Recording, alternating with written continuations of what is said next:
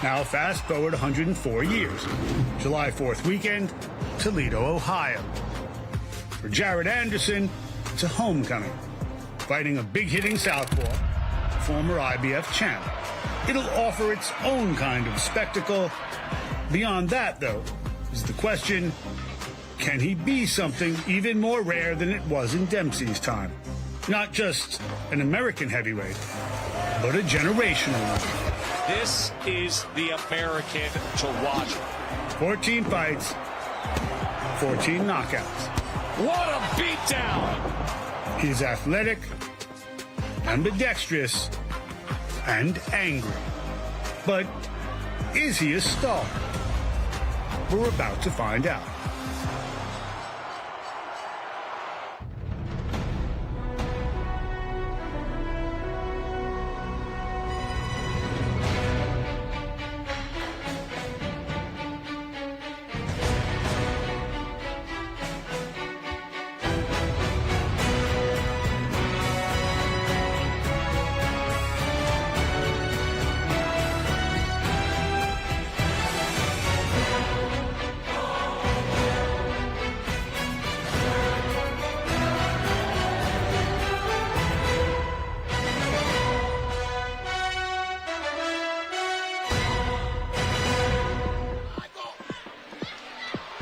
The Glass City, Toledo, Ohio, on the western tip of Lake Erie. Our setting tonight, the Huntington Center in the heart of downtown, as Top Rank presents professional boxing.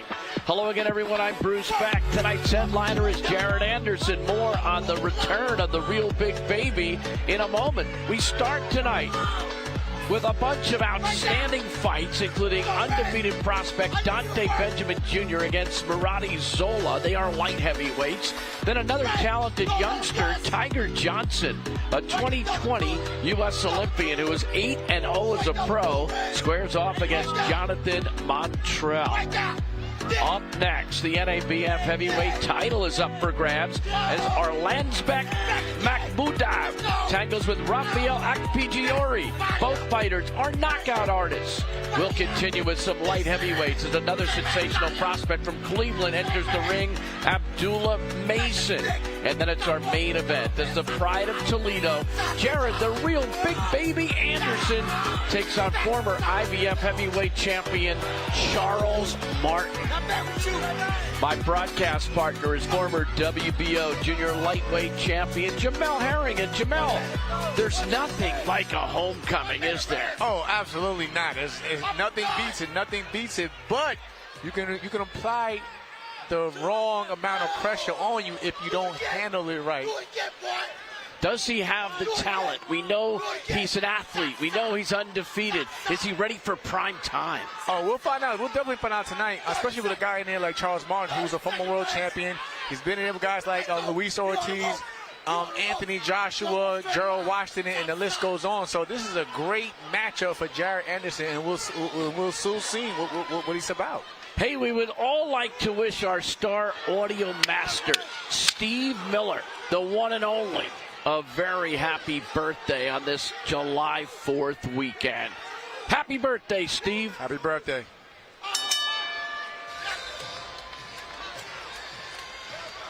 So Jared, the real big baby, Anderson, has come home. It has been a whirlwind for him. It has been something he's been waiting for a long time. The man is relentless. Introducing out of the red corner, his record, perfect. All victories coming by way of knockout. Proudly representing his hometown of Toledo, Ohio, Jared, the real big baby, Anderson! Most highly touted current heavyweight. And a big left hand will end the night. It is over. I mean, that was pure power from Jared Anderson. Is he the next great heavyweight?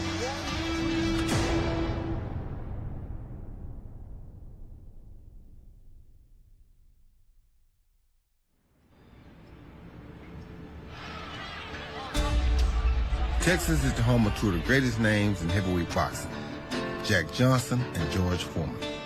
It also happens to be the new home to someone touted as the next great American heavyweight. I just so happen to be in the neighborhood, so I figured I'd stop on by. Introducing Roy Jones Jr. Gets the roses down. At the bell. That's it. Big time laughing. Wolf's in trouble. Roy Jones ends the night. 21-0 with 20 knockouts. Thomas taking the white trunks with a black stripe and he's down flat on his back. Roy Jones Jr. with a sensational performance. Jones Jr. And there's no better way to find out what makes this prospect tick than to get back to my country roots. It's been a long time, but all right. Here we go. Pick him up. If you put your weight on that over there, here you go. Straight. Yeah, that's good. Oh, she already know what to do. All right, we cool then. Open that gate for me. So look, you grew up in Toledo, Ohio, right? What made you move out here to Houston? There's a lot of gang violence. There's a lot of gang violence. There's a lot of bodies dropping. It got difficult. It got hard. It started to hit home a lot. You know, I lost a lot of homies. I lost a lot of friends and stuff like that. So it was just hard being around that and trying to find motivation and stay clear-headed and clear-minded during those times. Boxing helped me calm everything down. Boxing helped me stop everything and slow everything down so that I could understand where I was going in life. Right. And what I needed to do, what was important to me. My family was important to me, and taking care of them and, you know, providing. Anderson is making his pro debut, just 19 years of age. They call him Big Baby, a two-time U.S. national gold medalist. Anderson just manhandling Infante here in the opening minute of this fight. Infante goes down with a left hook to the body. I say he ain't getting up from that body type. Quick work in his pro debut. Jared Anderson, welcome to the big show. Toledo, Ohio may not be the first place that comes to mind when you think of a city hosting a major boxing event. Nonetheless, the Glass City has a rich history for heavyweight fights that dates back to July 4th, 1919, when Toledo hosted one of the most famous fights ever. 104 years ago, Jack Dempsey upset Jess Willard, sending him to the canvas 7 times in front of a sold-out crowd at Bayview Park. Since then, Toledo has hosted some of the biggest names in the history of the sport. Welterweight champion Sugar Ray Robinson last fought here in 1948. Muhammad Ali still fighting under the name Cassius Clay, as well as George Foreman, while they both won amateur championships in Toledo right before going off to conquer Olympic gold medals. Now, the Glass City has a native son in undefeated heavyweight Jared Anderson, who has made his 14 professional opponents look like they had glass jaws thanks to his devastating punching power and 100% knockout rate.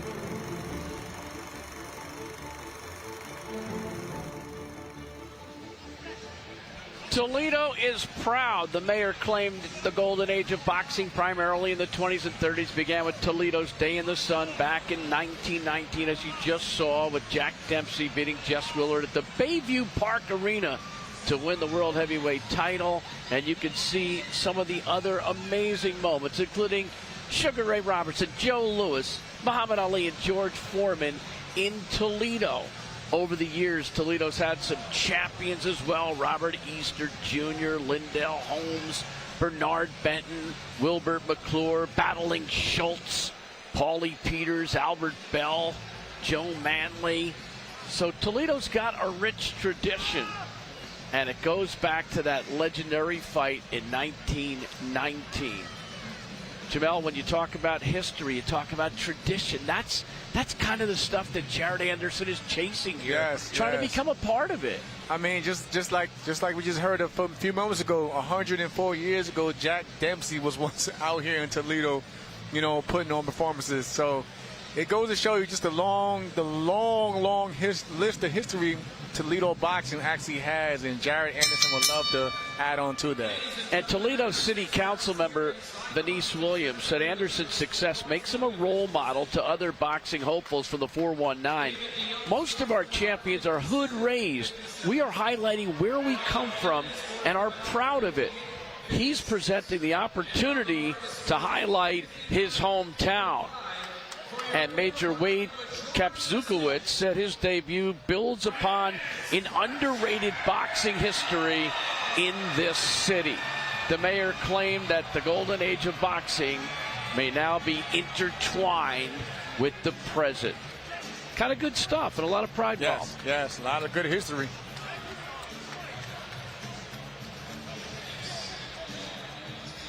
So we've got a lot of fighters from Ohio on the card tonight. Ohio's got a great tradition of boxing going in the Ohio area, but tonight you'll see some youngsters. From Toledo, Ohio. Ohio run boxing. Ohio is the home of boxing now. We taking it over. It's my first fighting in Ohio. It was my bro Jared's first homecoming. Fighting with all the Ohioans, it means a lot because we all up-and-coming prospects. The fans should expect some explosion. We're gonna have some fun in there. I think we just all motivate each other to just keep going. Everyone from Ohio been on this card is extra special, especially Jared. Feels great to have a card full of with people from Ohio. It feels like I put everybody in position to win, and that everybody's gonna flourish in their skills.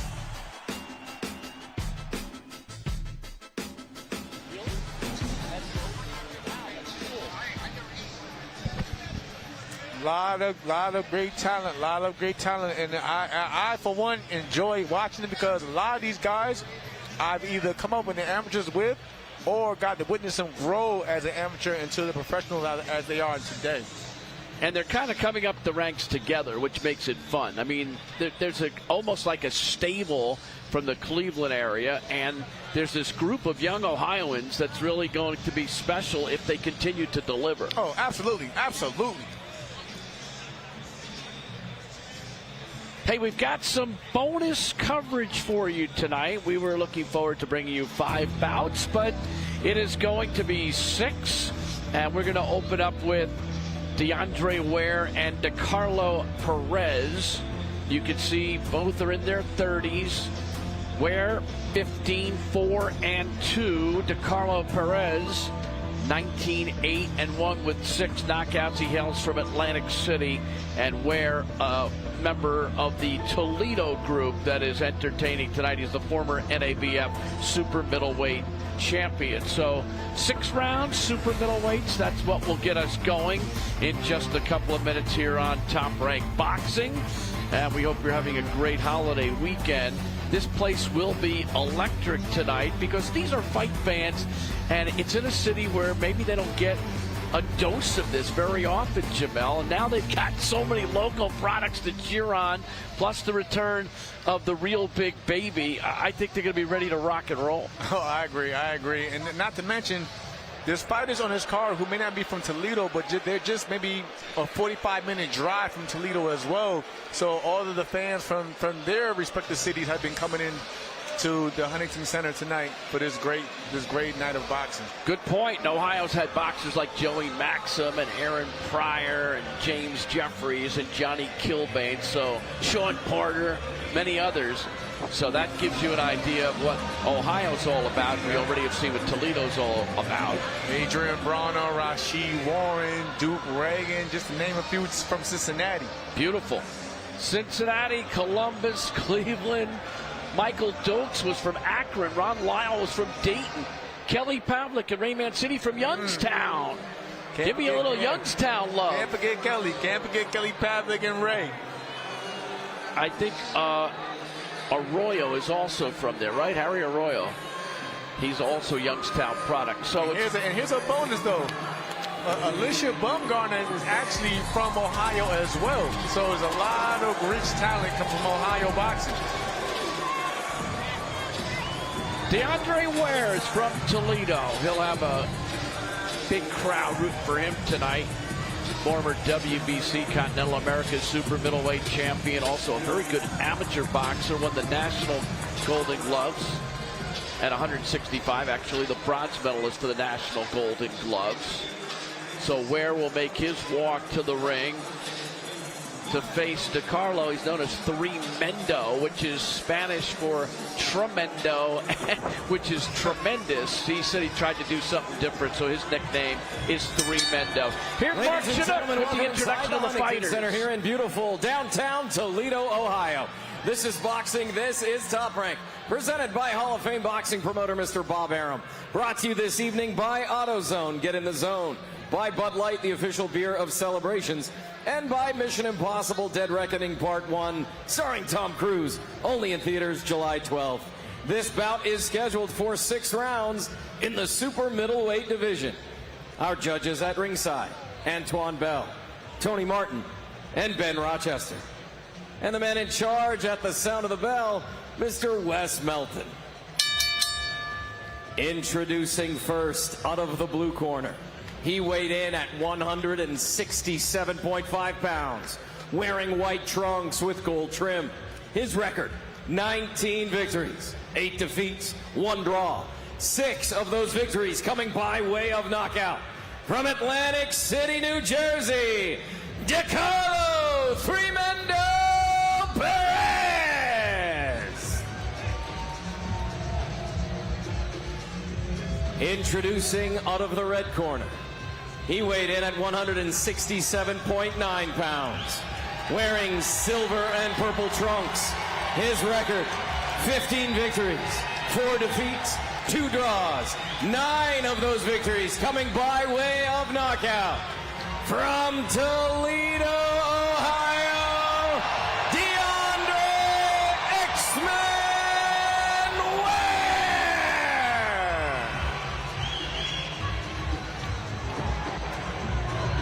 Okay, fighters, Chief Seconds. Okay, fellas, went over the rules in the dressing room. Both of these trunks are good. Protect yourself at all times. Obey my commands. Touch them up. Wait for the bell. Third man in the ring is Wes Melton. Scheduled for 6. DeAndre Ware is a firefighter, and he is beloved here in his home city. Actually saved a member of our top-ranked staff back in September of 2020 and received the key to the city. What a great story. The funny thing about it was I was headlining that card. Wow. He saved one of our top-ranked staffs on that day, and I'll never forget, it was a scary moment, but thank God he was there, and, you know, he rightfully deserved the key to the city that day. Pete Sussin suffered a heart attack inside the MGM Grand Garden in Las Vegas, and he jumped in, performing chest compressions to revive Pete. Ware continued to assist the doctor until more assistants arrived. What a great story. Round number 1, Ware and Perez.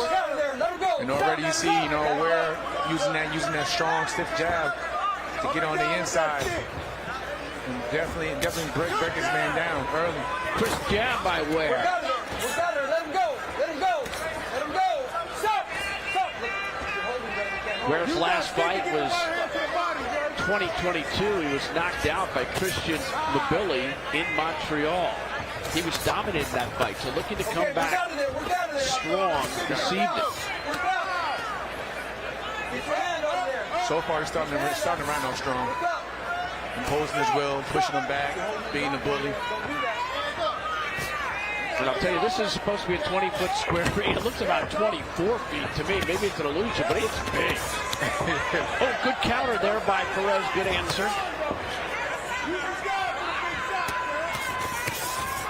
Let her go. Good combination punch from Ware.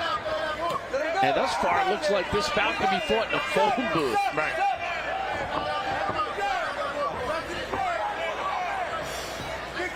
Both guys have come to fight. I will say this, though, for those who are watching, they can't see, well, they can't feel what's in the arena. It's really cold in here. It's really cold in here tonight. So I'm hoping that these fighters got well warmed up. The Ware just got clipped with a good right hand just a moment ago. But I hope fighters in the back really got warmed up really well, because it's a little breeze in here. Because it's normally a hockey arena in here so I can understand. Give it a little bit of time, Jamel, and the fans will come into the arena and it'll warm up. Please do. Both guys very comfortable firing here, not worrying too much about defense in the first round. 2.5 minutes in. Back to the body goes Ware. Yeah, a lot of back and forth. It's like Ware was started off, but, you know, Perez coming right back. Just like that. It's like you said, a phone booth fight. You go, I go. You go, I go. Now Ware's doing a much better job covering up, throwing a couple of punches to the midsection. Now he goes upstairs. The right hand. Another one. Oh! And back to the body goes Perez. Yeah.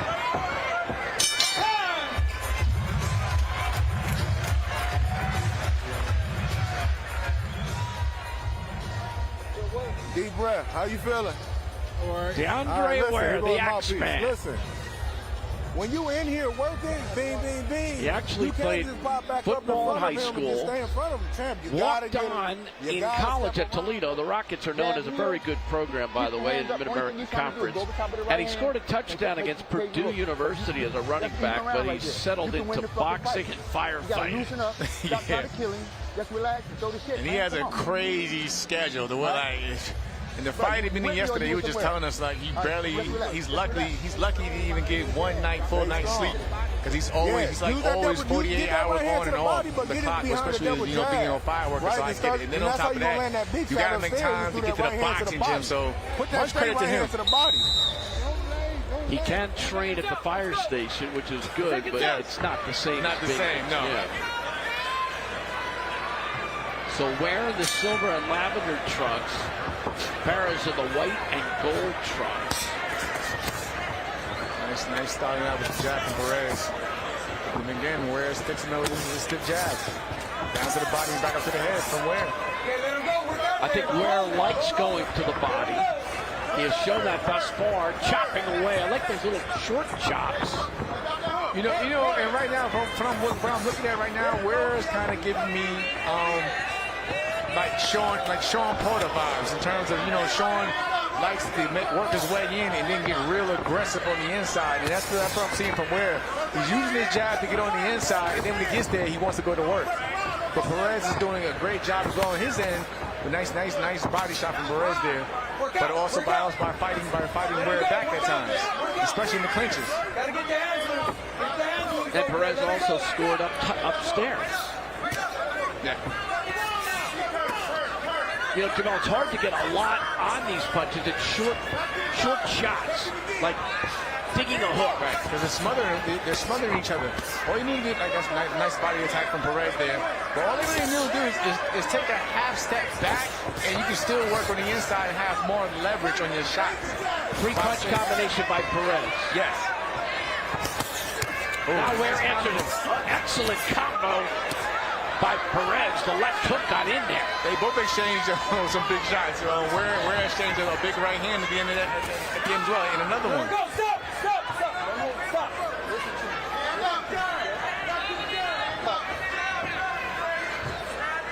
Second of 6 rounds. On the move that time, Ware scores and keeps his balance.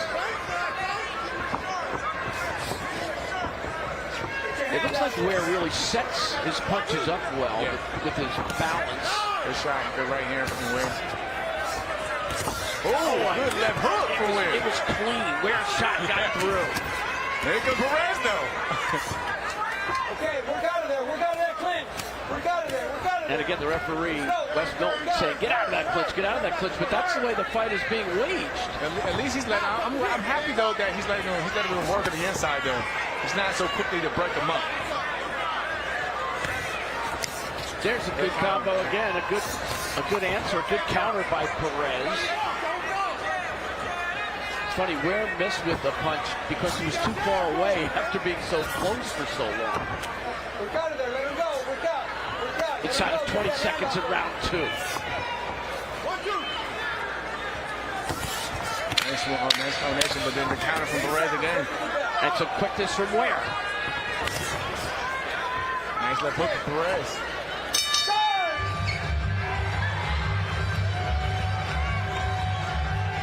I thought that was a better round for Perez. Yeah. Hey, your jab can't stop working. But even through 2 rounds, I think this is going to be a tough fight. It's not working. It's You close. can't Yeah, it's stand in close. front For of those 2 rounds, very you close. You shoot your feints. You need to keep him off balance. All right. The only way he can punch is when you allow him to punch. Don't allow him to punch. If the jab ain't working, we feinting and stepping. Feinting and stepping. All right? That stick got to go and put, see how that right hand landed to the body? Boom. Boom. Get him used to it. You can start feinting stuff down here. Boom. Over the top. Come back with a hook. All right? Hassan Hamid is making a lot of sense over the corner. Sometimes you hear, when you inside, man, you gotta trainers get mean screaming inside, bro. at the end of a round. That was like sensible, understandable for a fighder. Don't let And him very hold you. clear Get ugly instructions. inside. Get You know, mean it's inside, not so much thrown at him in a minute. Do you want to be yelled at? You know, I'm used to it. I'm a U.S. Marine, so I don't have no issue with that. But again, it is a lot good when the corner's calm in there as well, though. If you're getting instructions, sometimes I think that tone makes sense. Yes. Round 3, close fight. Ware gets through with a straight right hand. For the most part, Ware has been initiating the offense. He definitely is, but like you mentioned earlier, it's more offense and it's not so much defense. So when he's done with his offense, you can clear. You sometimes see, just like even in shots like that, you see Perez coming back on the end of those combinations or those exchanges. Just like that. Perez got to the body twice. He doubled up on that left hook to the body. And it looked like Ware was going to the body before the first round. Now it's Perez thinking about it. And Ware just lost and gave up a good opportunity in the corner. He had Perez in the corner. He took a half step back, but then he allowed Perez to come out the corner and shoot back at him. Stop. Let him go. Back up.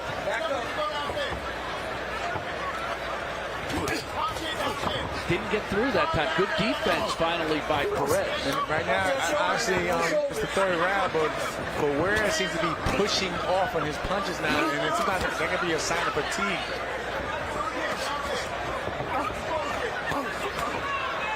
A couple of short punches in there, but mostly just that arm. Yeah, arm punches, yeah. I mean, don't get me wrong, he is the busier of the two, so, you know, depending on how the round's going, he could be possibly winning the round. He's got caught right there with the right hand coming out, but he has to, you know, clean it up a bit. You got to sit down on those punches. Yes.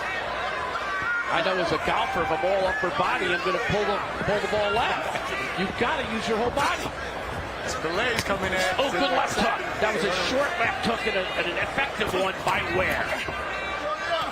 No kidney shots. The referee said no kidney shots. Talking to Perez.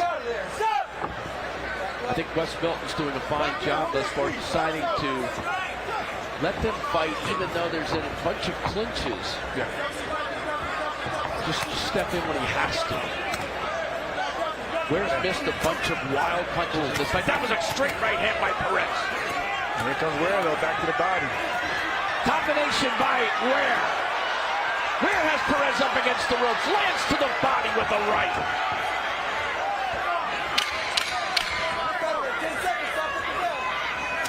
Best combination of the fight. The short left hook by Ware. Good shot. Perez answers. What a last 30 seconds. The stare down. Hey, it's getting heated. We're in Toledo.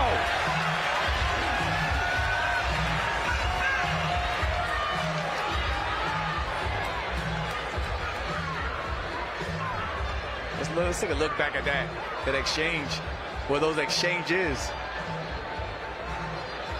Definitely a phone booth fight, back and forth action, back and forth. They both get off good shots off each other. I think Ware's last 20 seconds were extremely effective. And yeah, that more likely swayed the judges in his favor. But again, a good fight, a good close fight. A lot of action. These guys will not be exchanging phone numbers at the end of the fight. No. That's a low blow. I saw that one come through. Nothing was called. Then he goes upstairs. It was an interesting combination, but I thought it was low. Yeah, you can see the judges' view. They had the best seat in the house as well.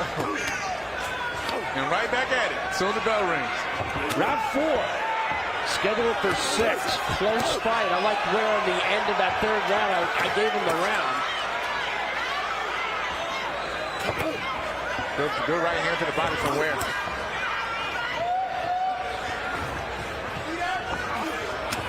And you see right now, Perez is now he's anticipating the counter, looking for the short left hooks. Every time he feels that Ware's going to jump in, he's already setting up for a left hook to throw it back at Ware. Well, that's good if Ware keeps his hands down. Yeah.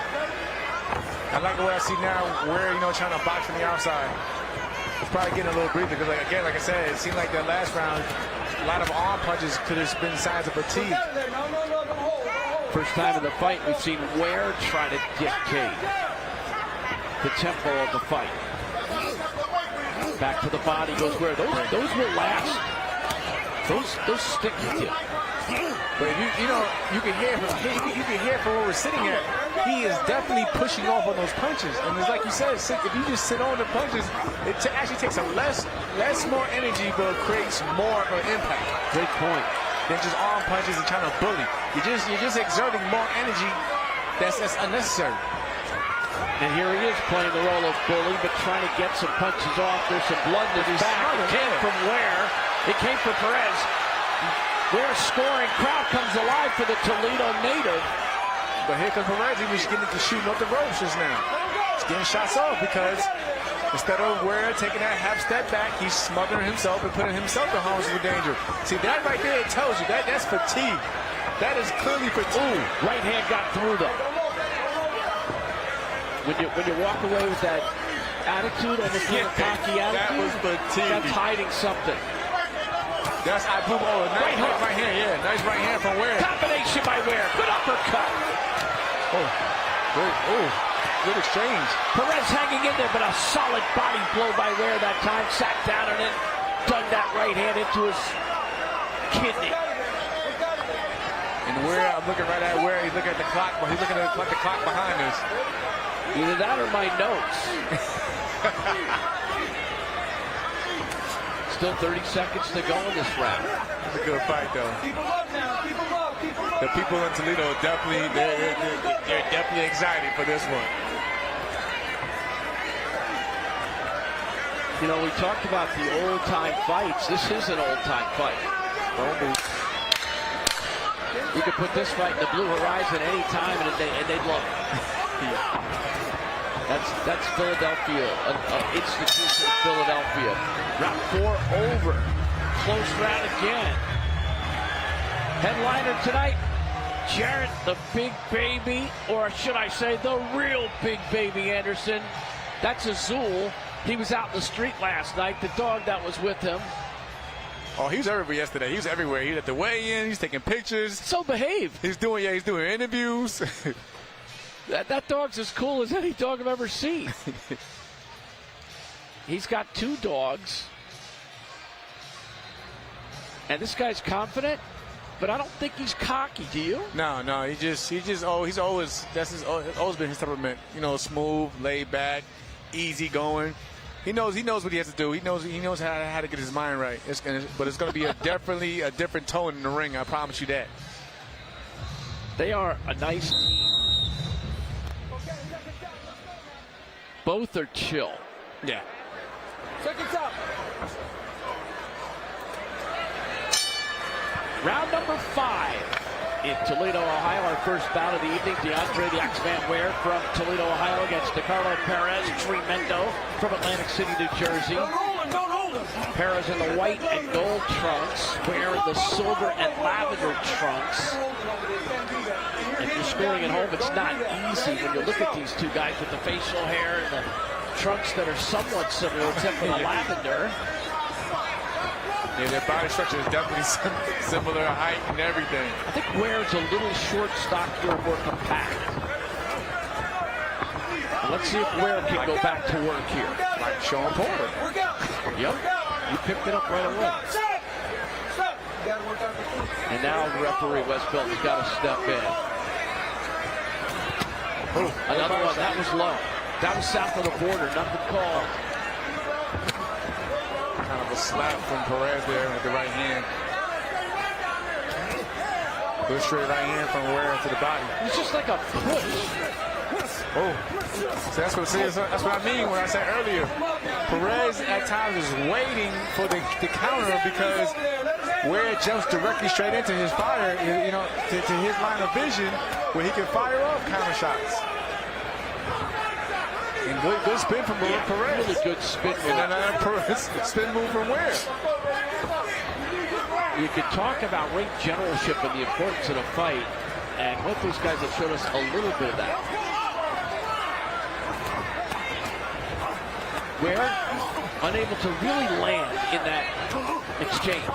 That's a crisp jab, meanwhile, by Ware. And Perez has to be careful because even though when he's throwing, if you notice, he doesn't bring his hands back. See, and he gets caught in between the exchanges from the two. He's definitely all offense, but yeah, he has to know what his hand placement is at after he's done throwing punches. As you can see right now, where Perez looking to the big screen to see the time. And either guy has awesome punching power. Ware's got 9 KOs in 21 fights, and Perez has 6 KOs in 28 fights. And the way they're evenly matched, you wouldn't expect that to happen, but you never know in boxing. Now it's Ware trying to take advantage of getting Perez up against the ropes. And he just got caught with a left hook in between the exchanges a few moments ago. Perez just missed on the uppercut. If he could land one of those off the ropes, Jamel, might be really effective. Might change the tide of the fight. Ware scores. Perez answers. Final seconds of round 5.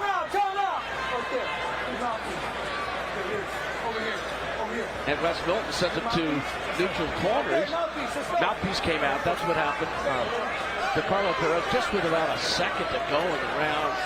He gets that cleaned up, and you should hear the bell shortly.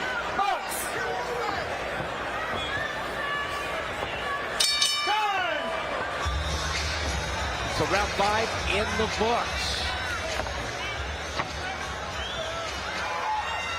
You think the fight's on the line in the 6th round? I do. Yeah, I can see it that way. I can see it that way. 3 rounds to 2 maybe for Ware, or judges might have it 4 rounds to 1. But that's what makes these those 4-rounders and 6-rounder fights so crucial, because if you say if one fighter and falls victim to a knockdown, he has to play catch up for the entire fight. But it's got to come off your jab. Every round is so crucial. Yeah, exactly, yeah. Okay, you lose the first round of a 4-round fight, you got to work your rear end. Exactly, yeah. You can't afford to. If you lose another one, you're lucky to get a draw at the end. Get me, man. Get me, man. And I think inexperienced fighters who usually get 4-rounders or 6-rounders, they don't understand that until they've fought a couple times. First round's really important. Yes. Now it's all in the 6th round. Let's go, man. Take this out. Let's see if the Axeman gets back to work and gets back to being busy. Nice jab from Ware. Again. I like the fact he doubled up on the last one. Yeah. Right hand gets through by Ware. But Perez came in with a right hand of his own. A left hand of his own. Right overhand by Ware. Perez does not back down. No, the right hand from Perez. Bro, left hook got through by Perez. Ware caught on Perez with the left hand as well.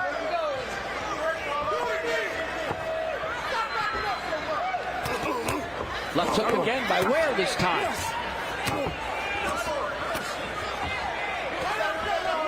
And again, like you point out, these guys aren't the biggest punches, but you could definitely hear some of those clean shots when they do get some space on them and sitting on those shots.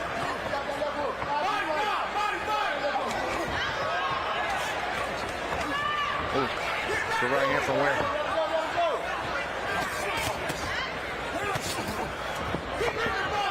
These guys are continuing to fire. Ware with 3-punch combination and a 4th, a good left hook. Ware backs it up against the ropes where he did some closing work in the 3rd round. They're just hooking away at this point. Oh, just missed that left hook from Ware. Both guys letting it all hang out with 1:20 to go in the fight. Oh, see, Perez looked over at the clock. That was bad. Yeah, that was not the best idea. I caught that too. He looked at the clock and he got clipped. He got clocked. Yeah, he did. Very good. Again, looking over at the clock. His focus needs to be on his opponent right now. Especially with a fight this close. You don't know who's winning. Now, Ware is taking a breather in a trip around the world. Here's the opportunity for Perez to get some work done in the corner.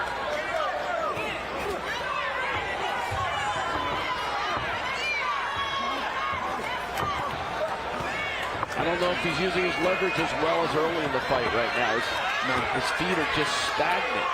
And Perez's feet is just squared up and his back's on the rope, so he's definitely not using any leverage. He's fighting with will, though. These guys have exerted a lot of energy in this fight. It's been a fun fight. I just think Ware was a little busier and a little more accurate. Yeah, agreed. Oh, left hook by Ware. Final seconds of the fight. Both guys are winging punches. And at the bell, Perez lands. And there's a nice embrace. Good fight. Good fight.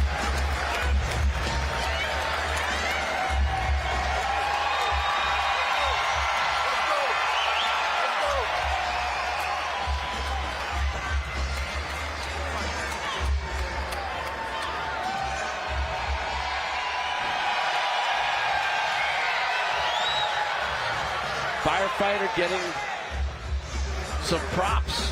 He was in a firefight, I'll tell you that much. He was. I scored at 58-56 for Ware, but I could see it being 59-55. Or a judge might even, call it 57-57. I was saying the same thing. You just don't know. You don't know. It was a lot of close rounds, but good fight overall. There's that short little hook that landed effectively throughout the fight by Ware, and he's finishing this round, I thought, with some gusto.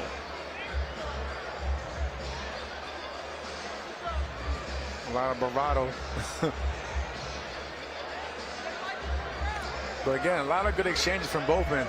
It was tit for tat. It was tit for tat, and that's why sometimes some of these rounds may look closer than what they are at times, because again, one got off the other, then the other came right back.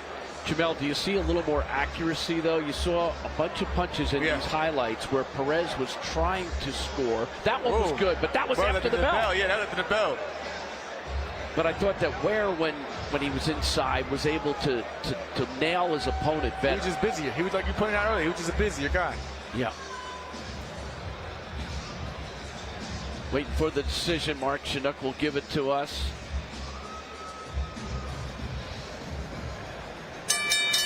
Ladies and gentlemen, after 6 rounds here inside the Huntington Center, we go to the judges' scorecards for the official decision.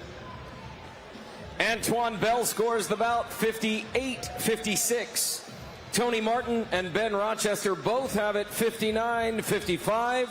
All in favor of your winner by unanimous decision. DeAndre Axman Ware! Entertaining fight, fair decision. Yeah. You called it 56. Other two judges had it at 55. Solid effort by everyone. A good victory for the Firehouse here. Local story that really carries for a long time. Here's a little look back at this fight, starting with round 1, which was entertaining. It's all hooks. For the body, head, it was all hooks. Round 3. I thought this was a good round for Ware, especially the way he finished it up against the ropes. Constantly pushing Perez back, just bullying him. good body attack, solid body attack. Even when he couldn't get up, he couldn't get to the head at times, he'd go right back down to the body. That was the barrage to end the round. Yeah. Fourth round, more wear. Ooh. Again, yeah. Clearly landed the bigger shots, the busier man. You know, he kept Perez busy, kept him guessing, kept him, kept him thinking in there. And here's the way it ended. Oh. I think Ware looks better in these highlights than he did live. They always get the best. They always get the best highlights when once they finish the fight, for sure. But yeah, it was a good highlight reel. Tremendous inside fighting, I think, by Ware, who missed early and got more accurate as he went along. This is what's still ahead tonight. We've got actually 5 more fights. This does not include our main event, but you'll see some young, talented, undefeated fighters throughout. And that other heavyweight bout, the co-feature, is going to be entertaining as well. And our main event for the night, Jared, the real big baby Anderson, against Charles Martin, who didn't hold the title for that long, but he did hold the title, the IBF. And he was, away from fighting for a while. He took this fighting, however, on short notice. And he says he's always in shape. Yeah, he did say in the fighting meeting, though, he said that he's been training for the last 10 months, and he's been doing it out in Vegas around the UFC facility. So we'll soon find out if he's been in shape and really been working. And here's Anderson. When you take a look at him, an athlete with punching power, tremendous focus, speed, power. Big guy, yeah. Now prime time. How does he handle that? We will soon find out. Charles Martin has been around. 26 KOs. He's got plenty of knockout power, so if the real big baby makes a mistake, Martin's going to be there. Yeah, absolutely. And one thing that we don't want to see from Anderson is when he sometimes get in the bad habit of pulling out. Charles Martin has a stiff jab and power behind his big right hand as well. So you gotta watch out for pulling out. Martin's had 4 years and 1 month of inactivity, but 10 years and 9 months of pro battles, which include 33 fights and the IBF Heavyweight Championship. But now let's focus on our next bout. Marati Zola against Dante Benjamin Jr. Benjamin Jr. on your left, an undefeated fighter out of Cleveland. He's only 21, and he is a sensational prospect, had tremendous amateur success. He's 6 years younger than Zola, and he's got the 4.5-inch reach advantage. I didn't realize it was that much, but that is significant. Zola's 27, more experienced, another Ohio fighter. He hails from Columbus. Yeah, right down the road. Ladies and gentlemen, welcome inside the Huntington Center here in beautiful Toledo, Ohio. This is boxing. This is Top Rank, presented by Hall of Fame boxing promoter Mr. Bob Arum, brought to you this evening by AutoZone. Get in the zone. By Bud Light, the official beer of celebrations. And by Mission Impossible Dead Reckoning Part 1, starring Tom Cruise, only in theaters July 12th. This bout is scheduled for 6 rounds in the light heavyweight division. Our judges at ringside, Mike Fitzgerald, Brian Kennedy, and Robin Vargas. And the man in charge at the sound of the bell, Mr. Robert Hoyle. Introducing first, out of the blue corner. He weighed in at 173.9 pounds, wearing red trunks with blue and yellow trim. His record, 4 victories, 2 defeats, 1 victory coming by way of knockout. Representing Columbus, Ohio, by way of the Congo, Marati James Zola.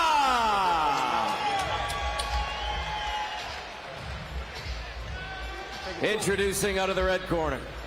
He weighed in at 173.3 pounds. Wearing black trunks with colored paint. His record, perfect. 6 fights, 6 victories, 4 of those victories coming by way of knockout. From Cleveland, Ohio, Dante Free Smoke Benjamin Jr.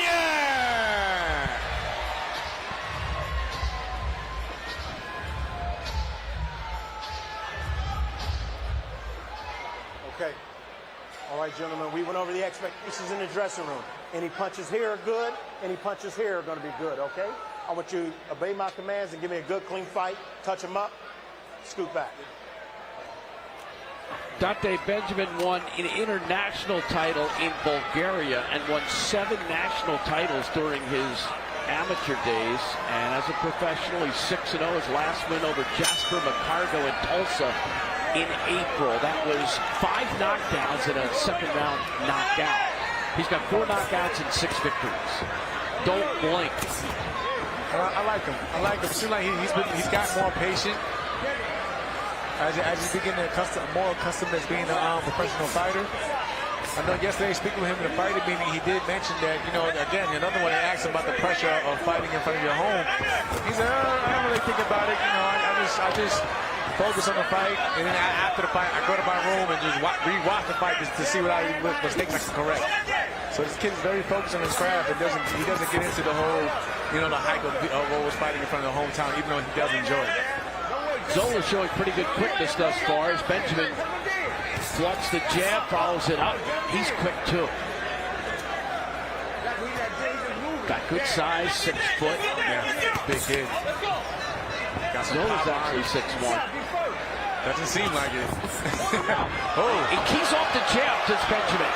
Benjamin already making his moves. Backing up Zola. Benjamin firing a right hand. Zola got to keep that chin down. He's swinging. He's fighting back, but he got his chin high in the air. Started it with a jab, and all of a sudden Zola started backing up. And Benjamin pounced. Wild left hand missed by Benjamin. But you can see Benjamin definitely setting it up.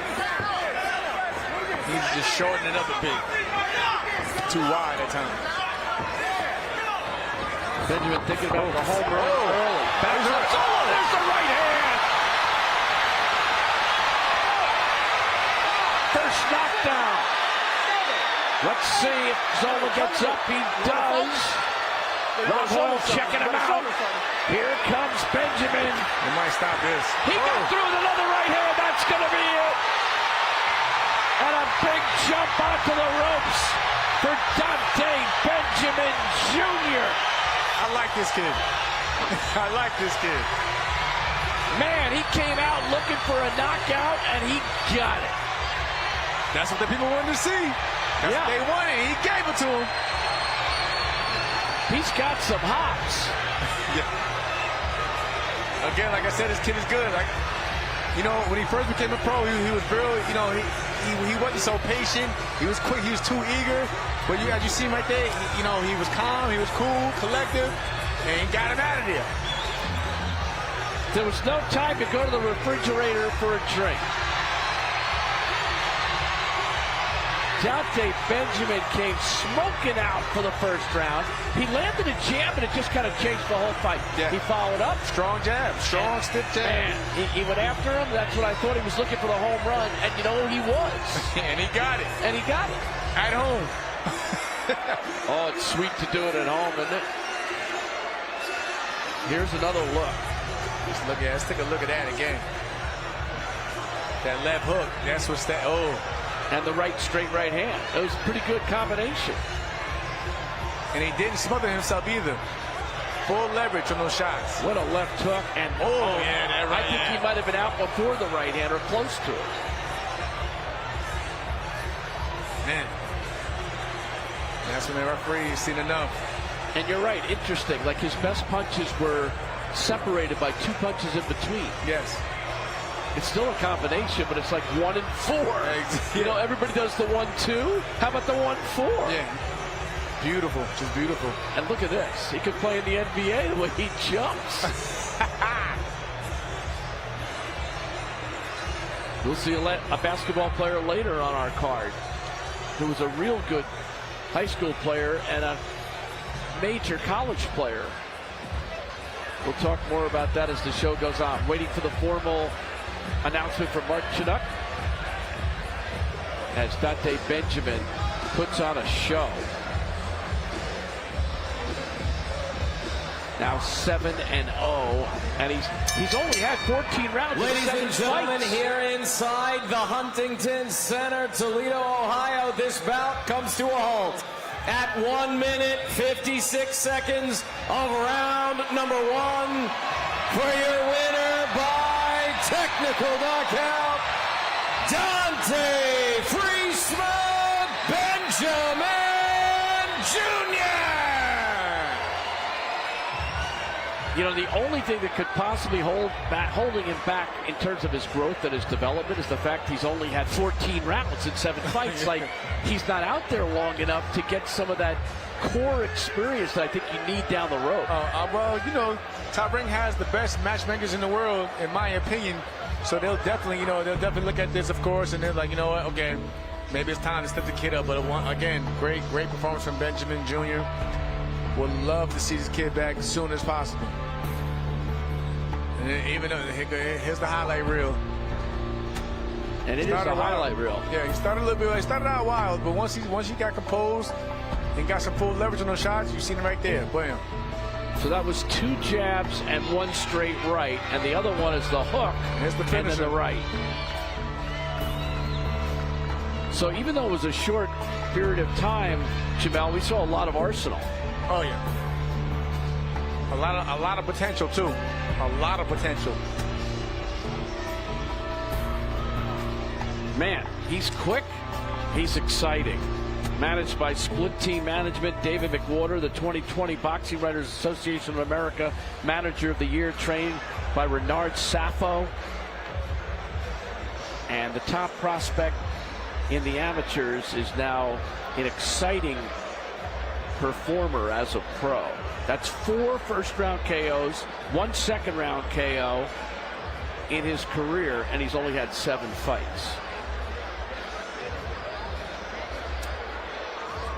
I'm looking forward to the next fight, though, and here it is: Tiger Johnson versus Jonathan Montrell. This should be a great matchup, especially for Tiger Johnson stepping up against a guy who's 15-1 with 10 KOs. It's a great fight. It's a great matchup. And yesterday, speaking with Tiger Johnson in the fighting meeting, he said, "Hey, I'm not a silver medalist like the rest of my team, but I see that they're stepping me up a lot." I said, "Listen, kid, if they're stepping you up, that means they see potential and they like you. Just believe in it and go with the flow." In Tiger's last fight, it was in Tulsa against Alfonso Olvera, and it ended up as an 8-round decision, a unanimous decision, not a knockout, but still some skills that were shown throughout. And I thought it was a really good performance. Again, I've seen that when I'm close. I thought it was a good performance. And it's funny because yesterday Tiger, he was a little bit hard on himself. He gave himself an F. And then we was like, what? Yeah, he gave himself an F. And I was like, you're too hard on yourself, kid. It's all about growing and learning.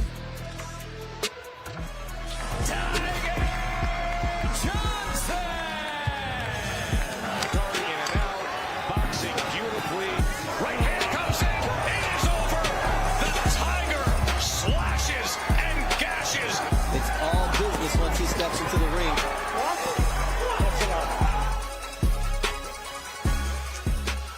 So just moments away from seeing Tiger Johnson here in Toledo against Jonathan Montrell. Our main event of the evening, Jared the Real Big Baby Anderson and Charles Martin. Here's another episode of Relentless.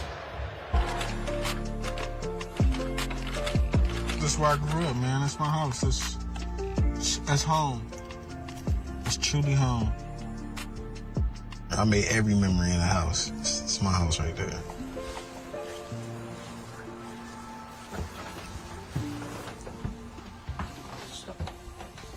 This is it, man. This is my first room.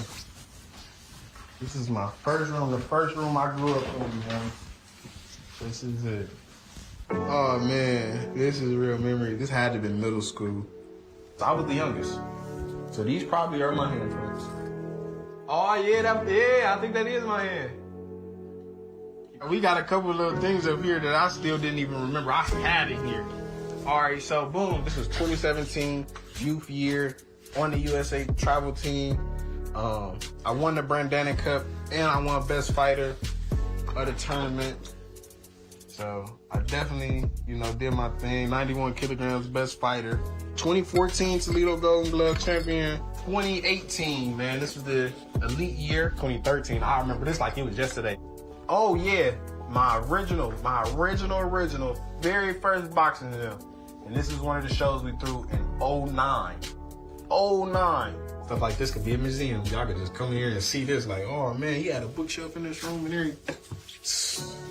Man, a lot of accomplishment, a lot of memories, just a lot of life in this house, man. I miss this. My mom started me out in this boxing. She never let me give up. And she's one of the biggest reasons that I'm here. So she's a huge part of my motivation. After a dominant amateur career, including the 2015, 2016, 2017, and 2018 National Amateur Heavyweight Championships, from Toledo, Ohio, the real big baby, Jared Anderson. Toledo, Ohio, stand up. Your man is 3-0 with 3 knockouts.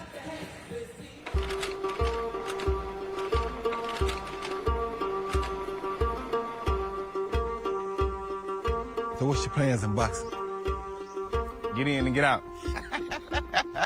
Get in and get out. Get in and get out. Okay. I don't want to let the game make me. Right, I don't want to fall victim to the game, man. So what you mean when you say that, though? Feel like I put everything I had into it because I know I got so much more. Right. My parents instilled in me a long time ago when I was a real young child that I was going to do something great, because of who I was, not because of what I did. You know what I'm saying? Right. The person I was, who I was going to reach, who I was going to touch. So I just know I got so much more potential to do other stuff than just boxing. Boxing does not complete me. You know what I'm saying? So you saying you want to be the best at boxing, but you ain't trying to stay to prove no legacy and all that. Yeah, 100%. All right, got you. So you get in, beat who you want to beat, get the titles you want to get, then you go. 100%. Come on. 6 rounds. Good luck. Touch gloves now. Let's go to work. His average fight as a pro early on here has lasted only 98 seconds. Anderson is plowing into that flank. That is it. TKO victory, Jared Anderson, round number 3. What motivates me is money and providing for my family. Just being able to have stability in this world. I want to use boxing for what it's for and then be able to flourish in my other opportunities in life so that I can flourish with my family. What's been the toughest fight you had so far? I say my toughest fight is outside the ring. I wouldn't even say it's been inside the ring. I ain't had no difficult professional fights. All my professional fights have been just staying the course, which is really my hardest fight right now so far in life. Right. Just staying the course and being who I am, trying to stay true to who I am, but keeping a steady, clear mind, to the top. I can't let other people and things deter me off my track. The people who made it out of Toledo was the people who left. Gotta wait. Exactly. It wasn't the people who stayed. The people who stayed got caught up in the system of living there. Yep. Or got stuck in the mentality that Toledo was as big as you could go. And once I left Toledo, I noticed that Toledo is only this big in this world. So I figured I could go much farther. Good. Beautiful thing. Toledo and the village alone has helped me so much just alone by supporting me and backing me, People work their butts off to help me get where I am.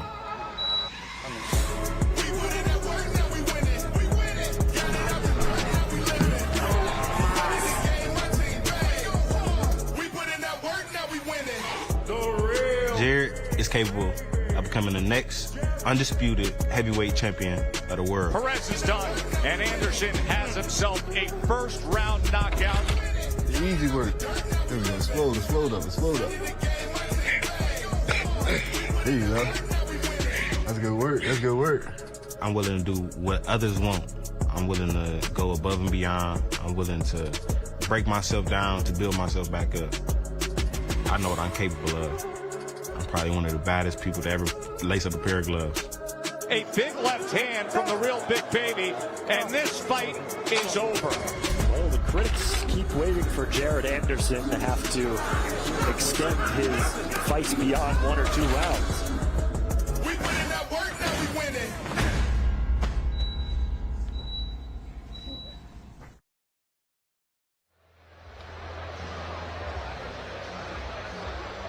So now we turn our attention to the upcoming bout between Tiger Johnson and Jonathan Montrell.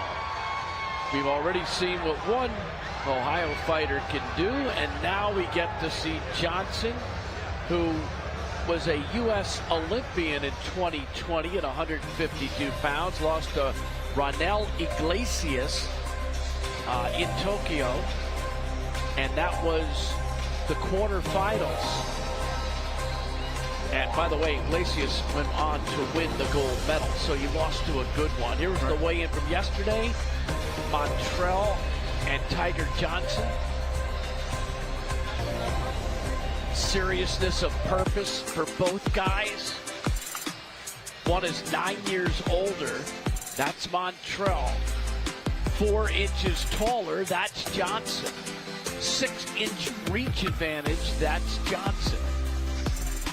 So Tiger comes with some good differential in a number of categories. Good, yeah, absolutely. And again, when you're an Olympian, much is expected out of you. Check out this war. This is live and happening. I like the glasses. I do too. Yeah, I like the sunglasses.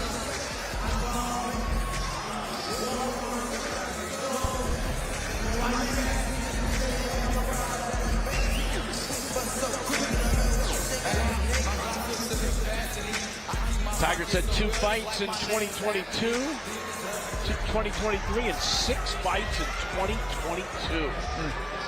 Says I'm more of a boxer. I can do everything. I'm fast. Good D, reflexes, good footwork, good power. I might be the fastest. I'm the fastest at 140 pounds. But I feel I'm still developing at a good pace. I like that.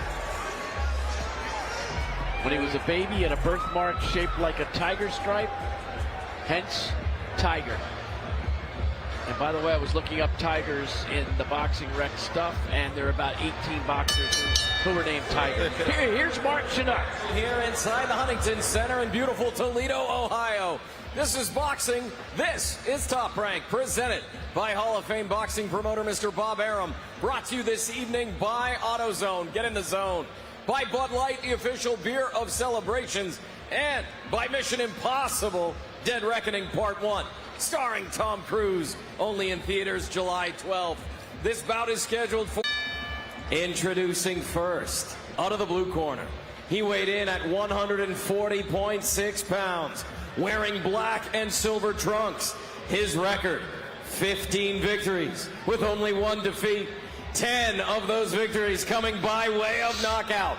From New Orleans, Louisiana, Jonathan John Boy Montrell. Introducing out of the red corner, he weighed in at 141.2 pounds, wearing white trunks with red and black trim. His record is perfect. 8 fights, 8 victories. 5 of those victories coming by way of knockout. In the summer of 2021, he represented Team USA at the Tokyo Olympics. From Cleveland, Ohio, Tiger Johnson!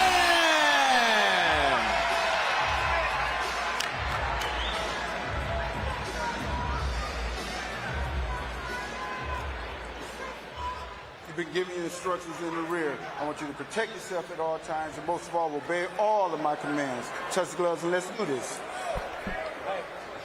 Unified rules of boxing in effect. 10-point must-scoring system. No standing 8 count. No 3 knockdown rule. A boxer cannot be saved by the bell in any round. Only the referee can stop the fight. Toledo, Ohio, we roll on with Tiger Johnson and Jonathan John Boy Montrell. Crisp jab to start things off by Tiger. Fast, snappy jab, too.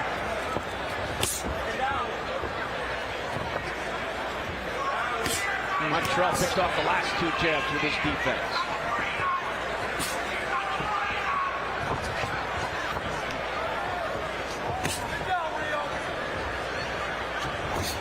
The challenge for Montrell may well be, how does he get a punch off? How does he score if he's so concerned about the speed and the quick delivery of Johnson? He got a double up jab. He got a double up jab, and he got to go on the inside. Because remember, again, Tiger stands at 5'11", so you're the smaller man. You got to work your way in. By trying to box on the outside, it's only going to work in Tiger's favor with his reach. Because it seems like just from the height alone, it seems like he has a bigger reach. Thus far, it's been Tiger dictating the pace. But just the jab. Just the jab. There's a right hand, follows it up. I mean, the jab is such a beautiful thing. Absolutely. I was always told everything starts and ends with the jab. That's why you were a world champion. You listened well. And a Marine. You listened well as also. You don't have to yes sir me, you can call me Bruce. Bruce Beck and Jamel Herring here in Toledo. A little wild from Tiger there. At the Huntington Center. Hope you're enjoying it. Top Ranks boxing card tonight. This is another undefeated fighter from Ohio. So far, good start. Good start there from Tiger. Stop the punch. Stop. Left hook, 2 left hooks. Just missed the mark. Fast hands though. A little different approach than Dante Benjamin, who can flying out like he wanted to take something's head off. Yeah. This is more of a chess match. Yeah, more of a chess match. Oh, got through, and a counter got through, and the left hook got through.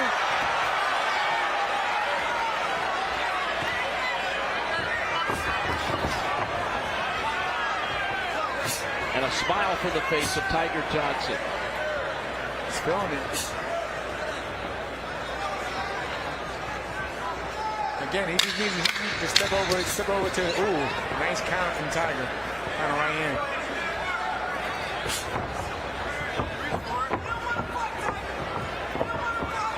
Stop.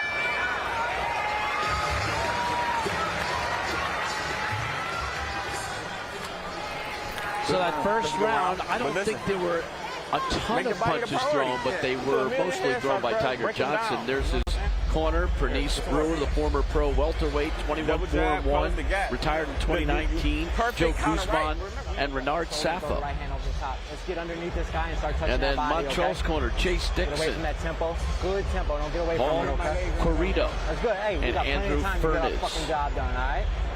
Listen, take your time, all right? What's his power like?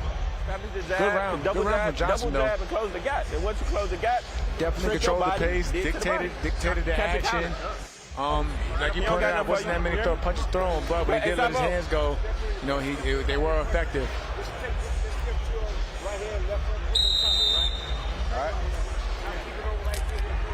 A real professional approach in terms of a boxer. Old-fashioned execution, technique, they all come into play. And now some speed too for Tiger Johnson. Good body shot. Johnson's quick hands. And that's smart from Johnson, because if you're playing the peekaboo stand style, right, they see from Montrell, of course, go under the elbows, go to the body. And right back to the jab. Right back to the jab.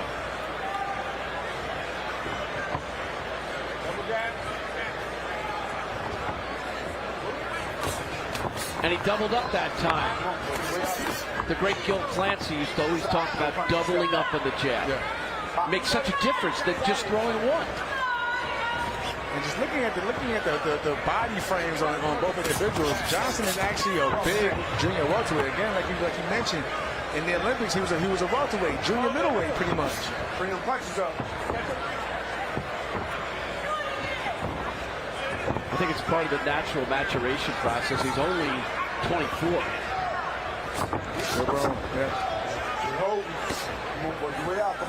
This is where Montreal wants to work at. He wants to work on the inside.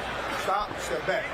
I think the defense of Johnson has been underappreciated early in his career here, but he's doing a really solid job tonight. Good time for Montreal.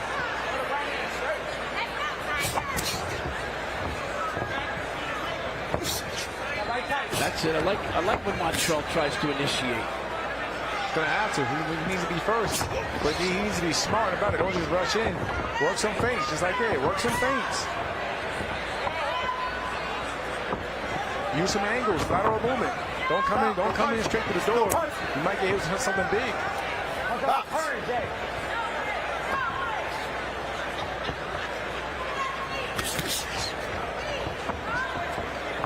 You see the concentration on Johnson every time he watches Montreal move.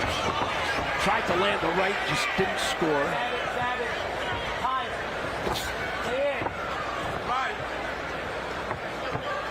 Montreal snuck in a shot to the body. But he didn't. I noticed that too, but he didn't commit to it. It was more of like he just wanted to touch it and get out of there. He didn't really commit to it. Like, yeah, he's not committing to the jab.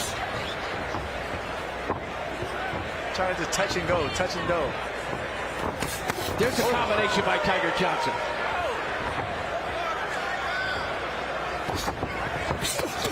And Montreal comes back. Nice. Throwing a couple of hooks that score.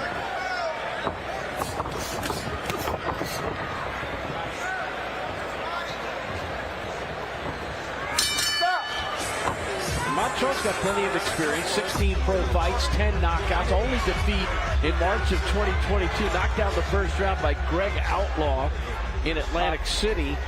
He had a fight just 2 fights back where he got knocked down in the first round, but he showed his mettle and he regained his composure. His trainer, Chase Dixon, said he waved at me. There was no panic.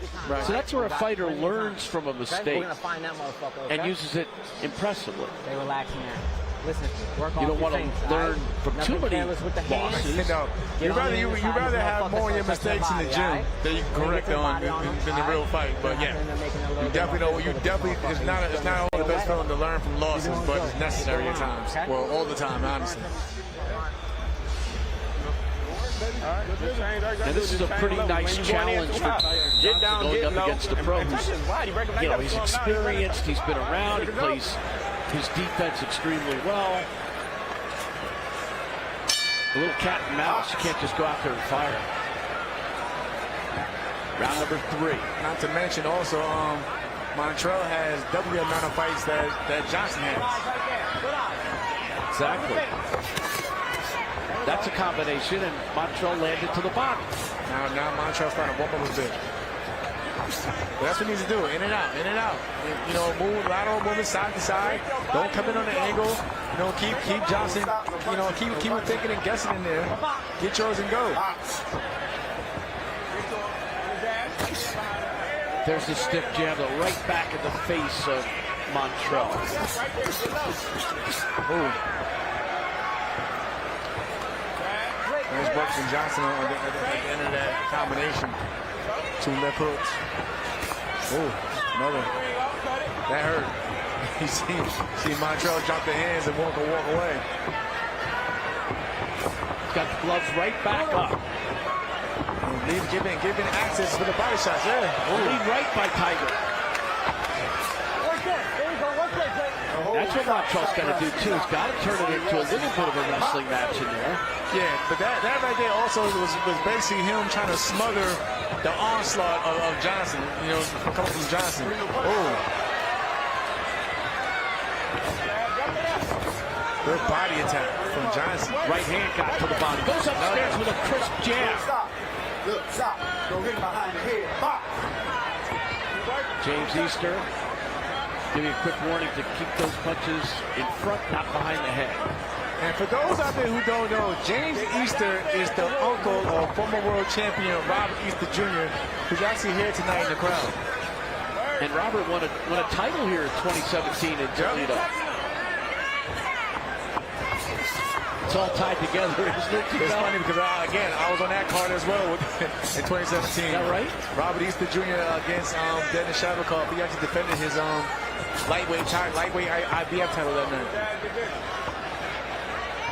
Tiger got through with the jab.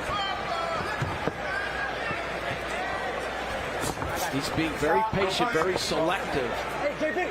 She's a marking though under the left eye of Montrell though.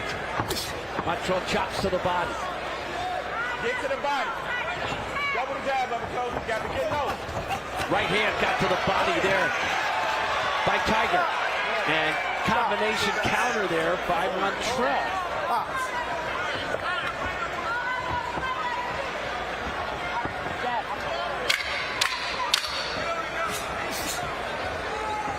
So right now, Montrell's problem is he's too busy waiting.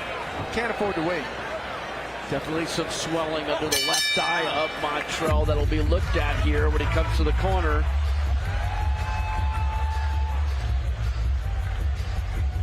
I just don't think there's enough busyness thus far from Montrell. He's not busy enough. He's not landing clean shots. You know, he's just doing a lot of moving around the ring. But on the other end, Johnson can definitely step it up a little bit more as well. And potentially, you know, get this guy out of here. Punch him out the fucking turns, all right?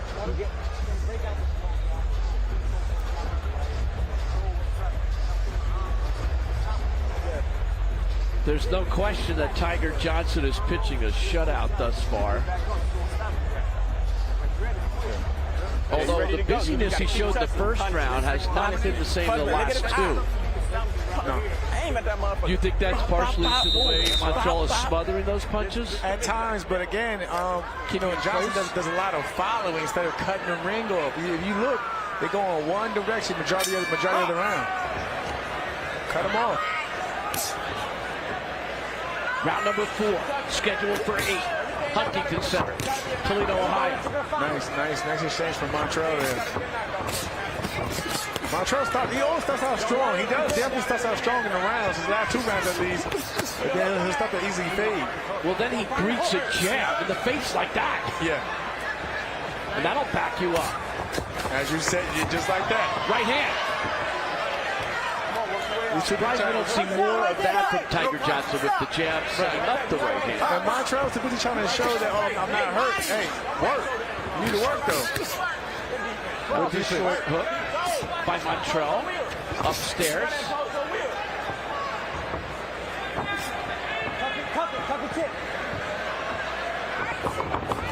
Stop. No punch. Stop. See, Johnson fell in right there. He fell in. Good stick jab from Montrell to the body. Again. Go ahead. To the body with the right hand. From Johnson. Good. Touch the body. Get to him. Timeout called. The glove. There's that tape for the glove gets wet, has to be peeled off, and that's exactly what James Easter did.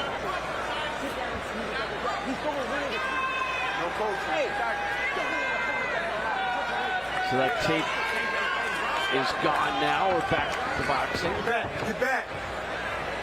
Box. James Easter's got a good command of this fight. Oh, short left landed by Tiger. Follows it up with a jab. He's been looking for it, so he finally got it in there, though. Oh, another left hook. It was a combination punctuated by the left hook. Oh, and a right hand by Tiger. He's heating up here in the floor. These shots is vicious. They're accurate. That was his best barrage of the fight. Yeah. Right hand, good counter by Montrell.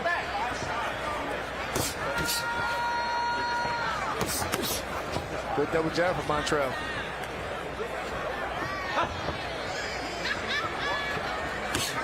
Crisp jab back in his face. It's a stinging jab.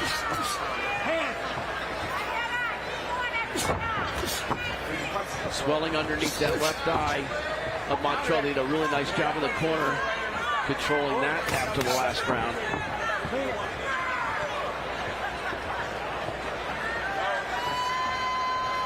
There we go, side step. There we go. Don't just follow him. Take a step over.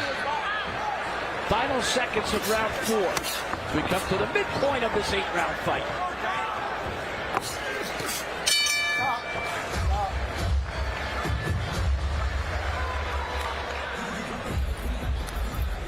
Strong round for Johnson. Nice round. Good round. I want you to start going to the body a little more.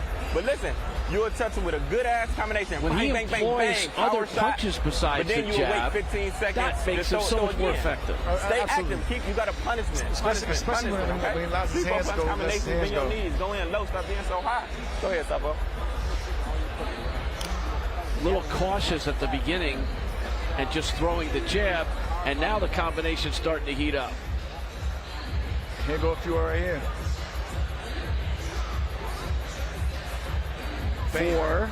Four punches. Just missed the chin. Gotta shorten up that left hook.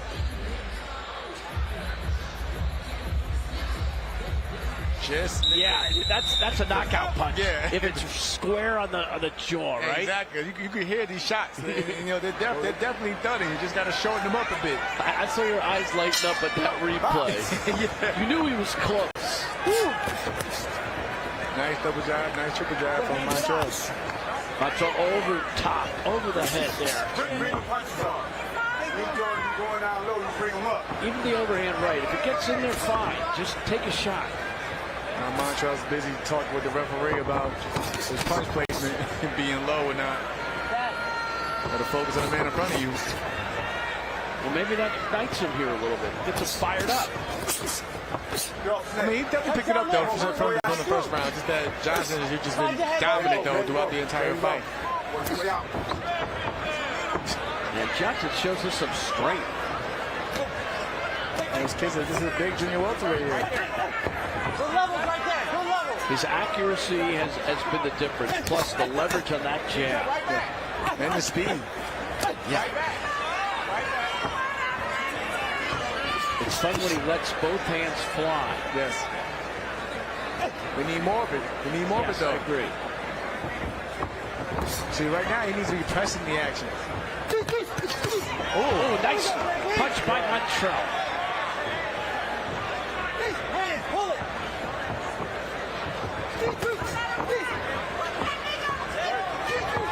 Johnson loads up with the right hand.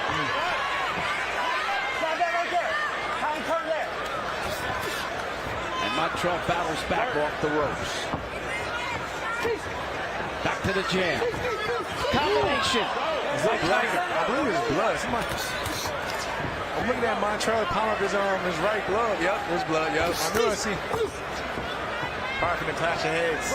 Yeah, that blood's coming down the right side of his face, closer to his scalp.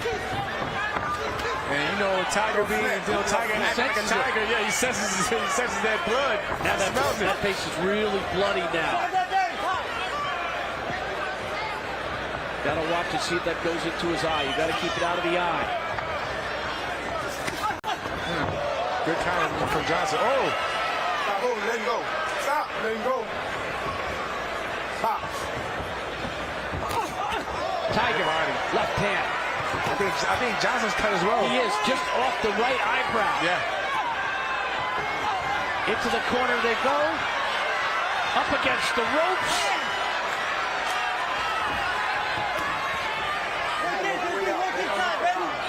Still 20 seconds to go in this bloody round.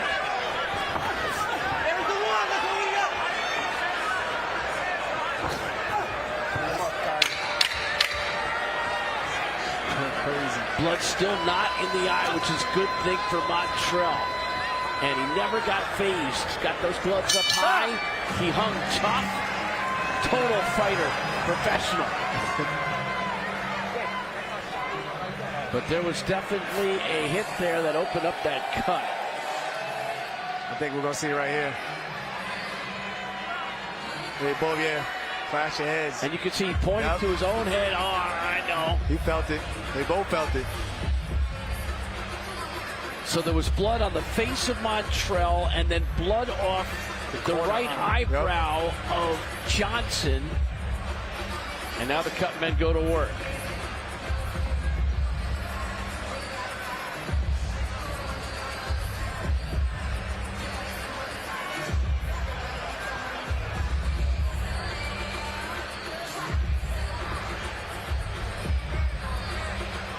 No, Jamel? No, it's definitely not a dangerous spot to have a cut, especially for Montrell. As long as they put some Vaseline on it, get it out the way, and help direct the blood in a different pattern. I'm actually more concerned of maybe the cut for Johnson, because if that opens up a little bit further more, that can bother him more than the cut on Montrell. Because it's close to the eye. Exactly. It's the head versus the eye. I was worried that the head, though, sometimes could leak down to the exactly, eye. Especially it was like right above the eye where the cut's at. But luckily for him, it's off to the corner of his head. Doctor taking a look at him. He's been cleared. Stay back. Go back, Ty. Go back. Go back. So the fight will continue. There they go, running right out. Let's see how long they can keep that blood away. Look at the action now. Right hand landed to the body by Tiger. Hey, they sense the fight's on the line. Right hand by Easter. Right hand by Montrell. Easter's a ref. But he was a pretty good fighter, too. And here come the blood again. Oh, man. This good jab from Johnson, though. That's been the constant of the fight. That jab has been the constant. Yeah.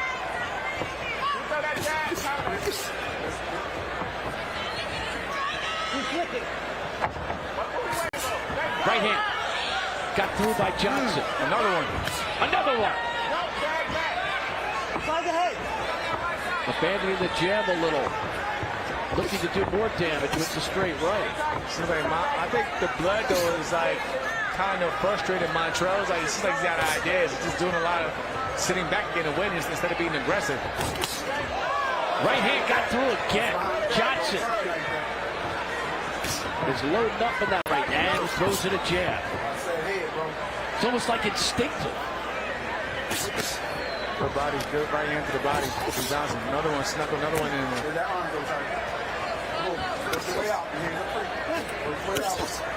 You gotta love that attribute. Even though he's scoring with the right hand, as soon as they break off a little bit, he goes right back to the jab. Good body shot from Johnson. Get inside. You gotta cut that. There you go. Work here. Still a long way to go in this sixth round. Montrell's got those gloves up high, trying to shield all that blood from flowing down his face. Johnson goes to the body. Montrell comes back. And if you watch closely also, though, that left eye of Montrell is starting to swell up now, too. Montrell just missed landing a right hand by Tiger Johnson. Another right. Combination. Montrell shakes his head. No, not hurting me. Yeah, these shots hurt. These shots are hurting. Taken from a fighter like Jamel. Another combination, chasing him with the right hand. I mean, the eye says it all. But Montrell's still fighting. I give him that. He's fighting back. But he's taking punishment. Right there, got work. Another crisp right that got through by Tiger Johnson. Montrell with a flurry just a moment ago. Wasn't effective, but he's trying. Action heating up in that sixth round.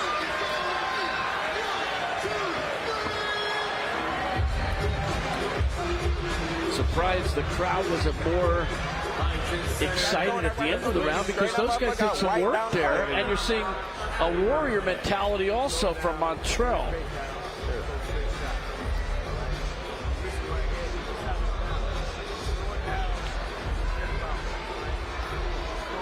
Work on that cut there in the corner. My good fellow military vet. Guzman in there. That's my guy. That's Joe Guzman. Yeah, that's my guy.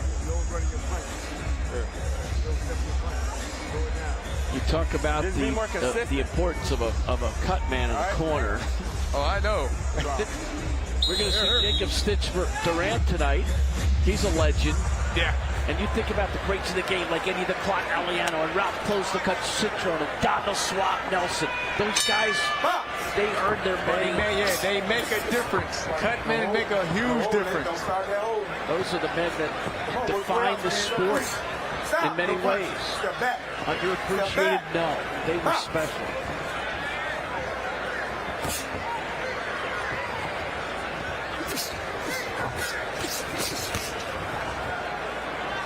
Johnson that time. Back to work. Short combination. Back to the jab. He really has done his work in the gym because it's instinctive, it's intuitive. He pumps that jab. Absolutely.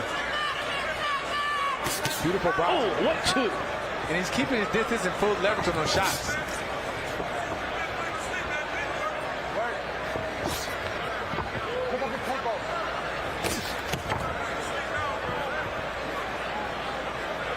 Back to the jab. Credit to Montreal, he's trying. He just can't reach the mark because he's trying to fight on the outside from Johnson. And Johnson is phenomenal, a phenomenal boxer. You got to get on the inside and make it rough. Now, now the blood is flowing again.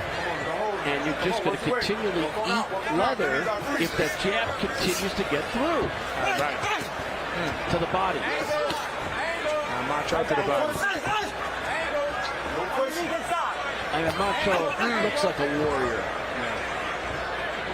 And he is not backed up at all in this fight. He just hasn't had an answer. Looks like a scene from Braveheart in there. He's a bloody mess, but that blood's not bothering him except if it would get in the eye. He's fighting.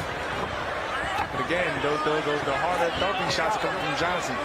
And again, the big cut is up by his scalp area, so it's not in a spot where he's taking punishment from the jab. Oh, Montreal landing a left.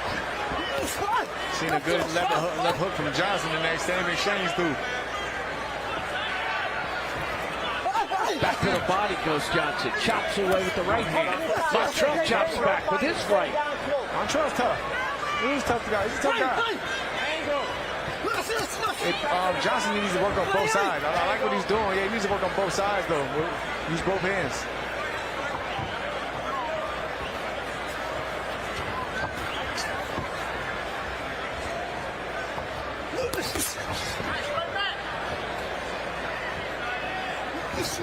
Right hand got in there quickly by Montreal. He countered off a right hand that was landed by Johnson. Montreal's tough.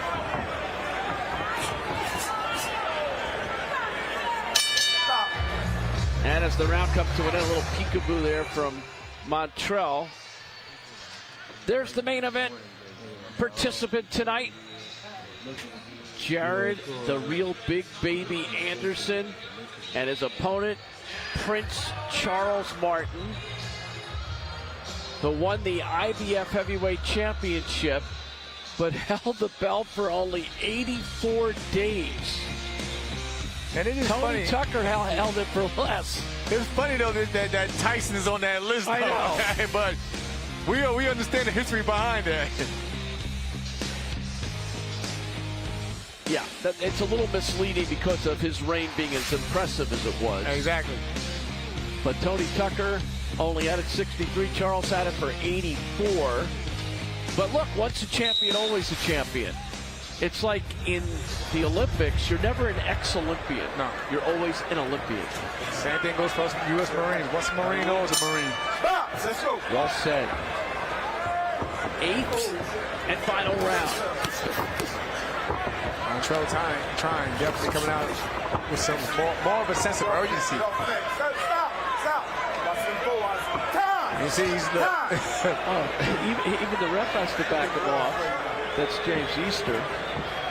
Hey, JD. think the tape on the glove again was coming loose, so that's got to be attended to in Johnson's corner. Right to him, Jay. Box. Problem with that tape is if it slides down, it hits somebody in the face, it can be nasty. Back to work. Now it's a phone booth again. I see another break because now I see the tape. I knew it. I knew it. Now the tape is Montreal's problem. Over here, Tiger. Over here. I knew it was coming.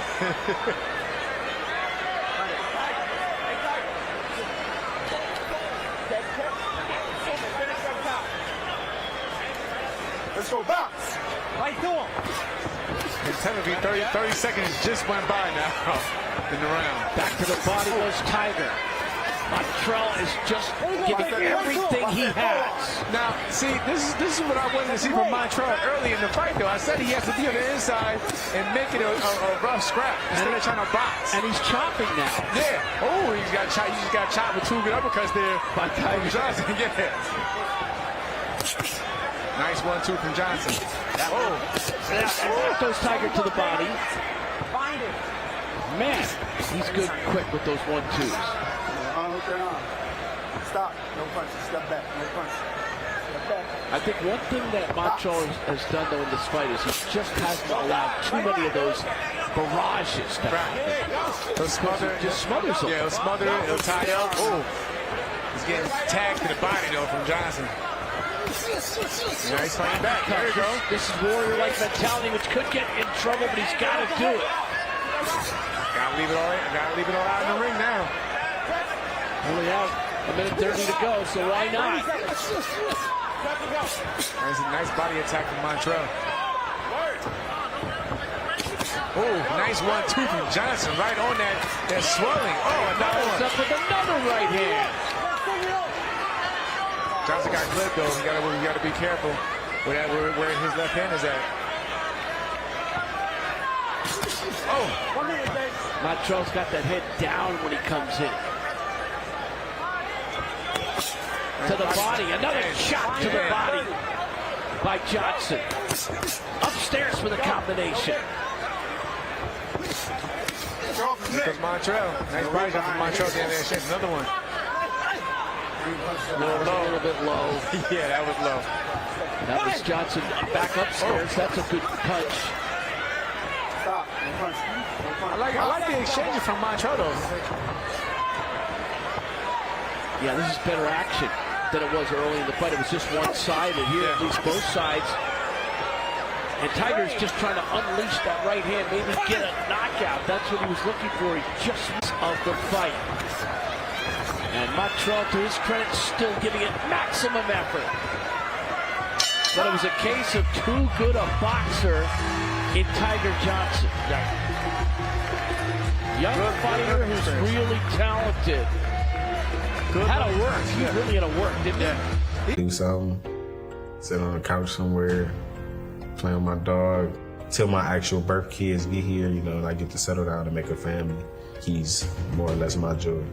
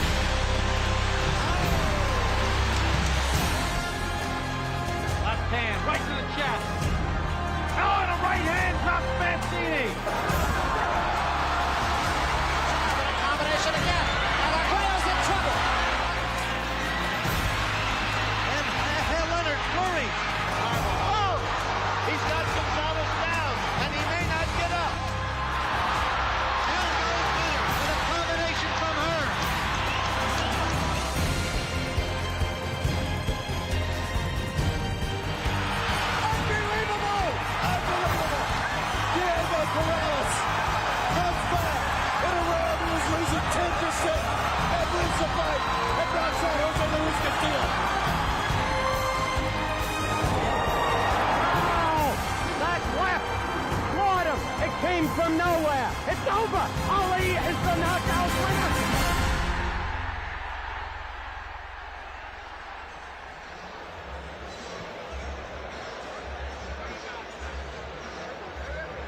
Three fights to go, including Arslanbek Mahmoudov taking on Rafael Akpegiori.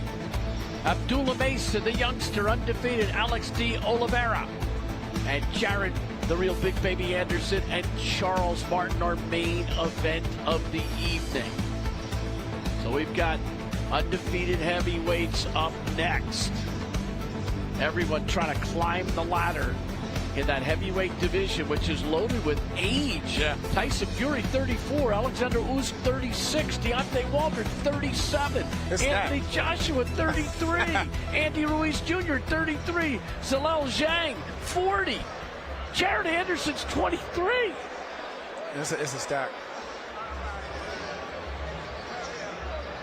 Our main event coming up later. Charles Martin, the former IBF World Heavyweight Champion, and Jared Anderson returning home with a 14-0 record, 14 KOs. Anderson, the real big baby, back in Toledo for the first time.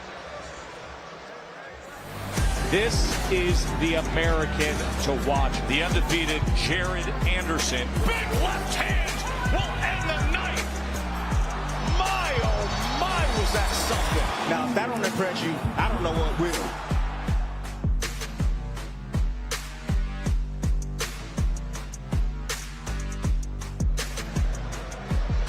Good scene here in Toledo. Places packing up. Huntington Center holds about 8,000. It's the home of the Toledo Walleye of the East Coast Hockey League and the former home of the Toledo Crush of the Legends Football League back in the 2014 season.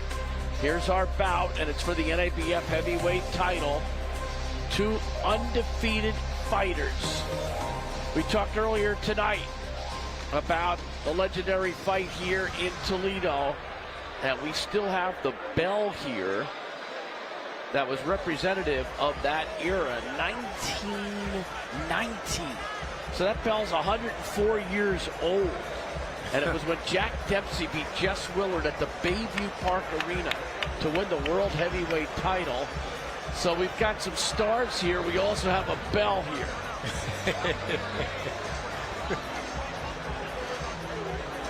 Jamel, what did you think of the weigh-in? Did you see any nervousness from anybody or any apprehension from these two guys? Oh, no, not really. But looking at this fight, I definitely know that they both see there's a lot on the line, especially with a stacked division such as the heavyweight division here. And it's pretty much an even matchup on paper. Here's a tail of the tape. Both guys are over 30. Again, I talked about the age in this division. These two also are over 30. Akpegiori is 6'8", a 3-inch height advantage. And look at the reach. When's the last time you saw a reach advantage of 7.5 inches? Crazy. Yeah.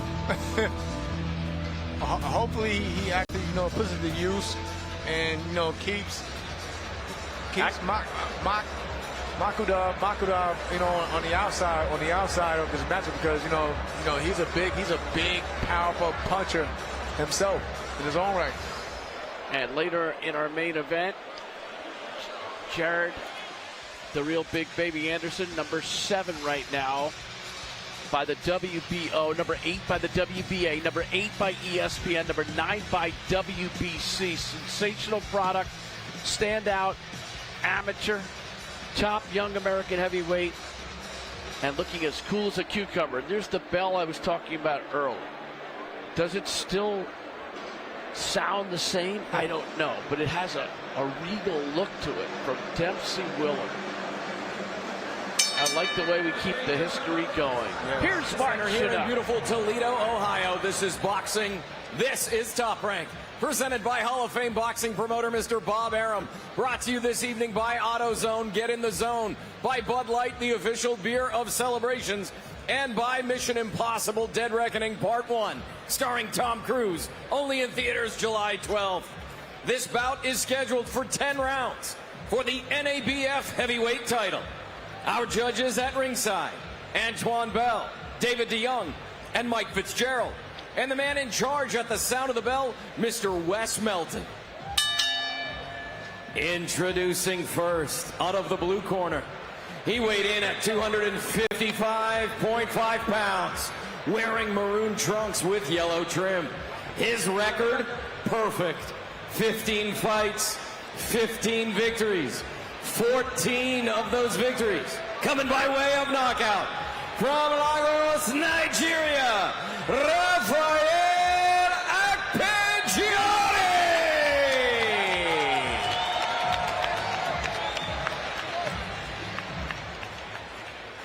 Introducing out of the red corner, presented in association with Eye of the Tiger.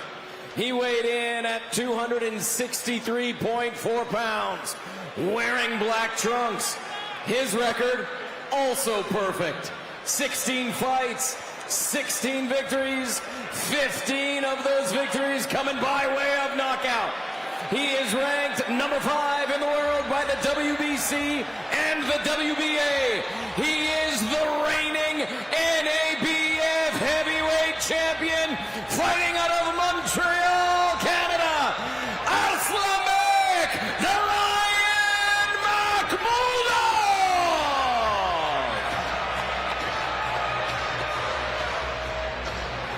The Lion Makhmudov. Okay, fighters, chief seconds. 11 first-round stoppages. Okay, Akpejiori. fellas, we know the rules in the 10 dressing room. first-round knockouts. This is for the NABF WBC title. I want you to have a clean fight, protect yourself at all times, obey my commands. Okay, touch him up, bang at the bell. Wes Melton, the third man in the ring. Akpejiori played college basketball at the University of Miami. He also played college football there at the end and was looked at by the Miami Dolphins before settling on boxing for his career. Tremendous athlete. Started boxing at age 26. Now he's in for the fight of his life against Makhmudov. And Makhmudov is ranked number 5 by the WBC, and he is a big guy who's experienced and comes in there swinging. These are two large men. 29 knockouts in their 31 fights total. Work out of there, let him go. You can't hold him. Work out, let him go. Good chest for Akpejiori. Yeah, definitely. Makhmudov lands that right hand. And Makhmudov is definitely starting out strong and fast. Akpejiori, I was going to say to you during the fighters' instructions, he looks kind of dry. Especially, you know, in as cold in here as it is. You don't want to get hit on the temple when you're cold, especially in the heavyweight division. So he needs to warm up real fast, but right now he's on a slow start. And Makhmudov looks focused going after him. Timeout taken by Wes Melton. He said to the two guys, let's have a boxing match, okay? Enough with this wrestling stuff. Work out of there, let him go. Yeah, not too many clinches. Akpejiori hammering away at the midsection, not a bad idea. Makhmudov overhand right. Oh. It's the overhands that I worry about for Akpejiori because, you know, if you don't see the ones you don't see coming, always hurt the most. Right, you wonder where they came from. Exactly. Oh, nice little sneaky uppercut from Makhmudov. And the fans are booing right now. They want action too. Oh, another one. You know, it's hard to see jabs right away for these two enormous guys. And this is wrestling at its best. I mean, the count. I told you that's what I was worried about. You know, he looks cold, looks dry in there. And he got hit with the shot, the overhand. Makhmudov missed an uppercut. Yeah, well, so far from Makhmudov, they either come from over or under with him. This is wild. Makhmudov gets tagged by Akpejiori, but then Makhmudov lands again with an overhand right. And Akpejiori, how does his back turn to Makhmudov? He doesn't have his leg under him. He's all over the place. He needs to wake up. Uppercut by Makhmudov. Akpejiori is in trouble. A left hook by Makhmudov out the buzzer.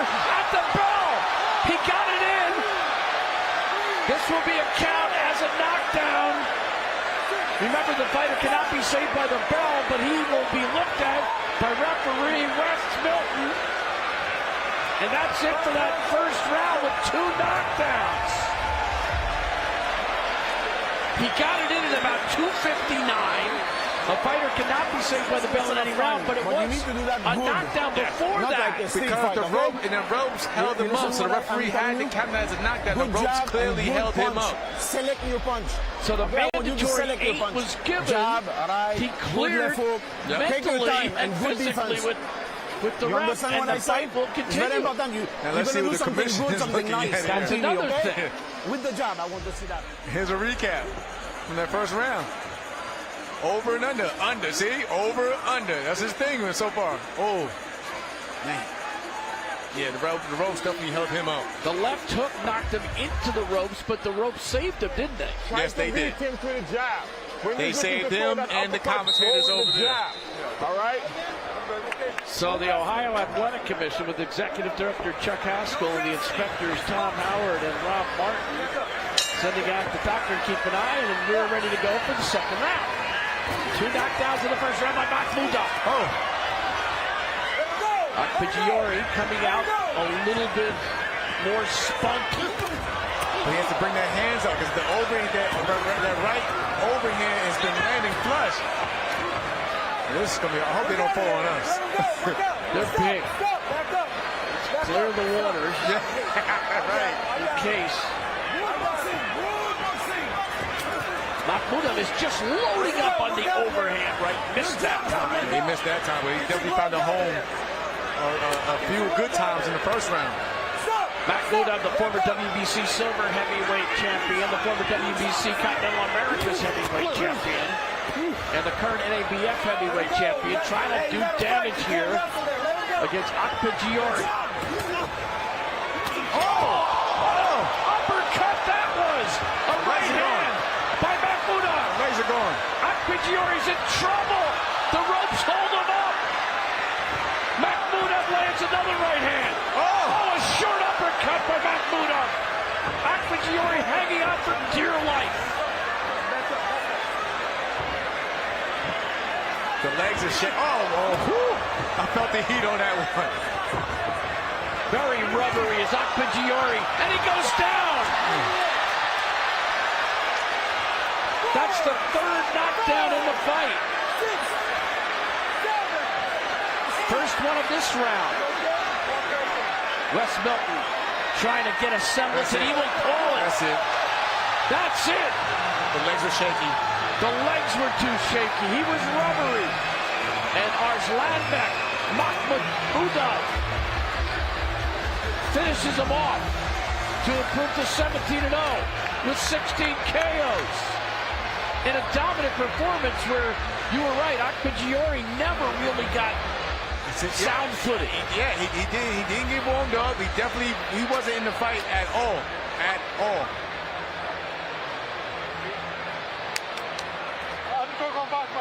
And Mahmoudov had only one thing on his mind: knockout, knockout, knockout. He got it.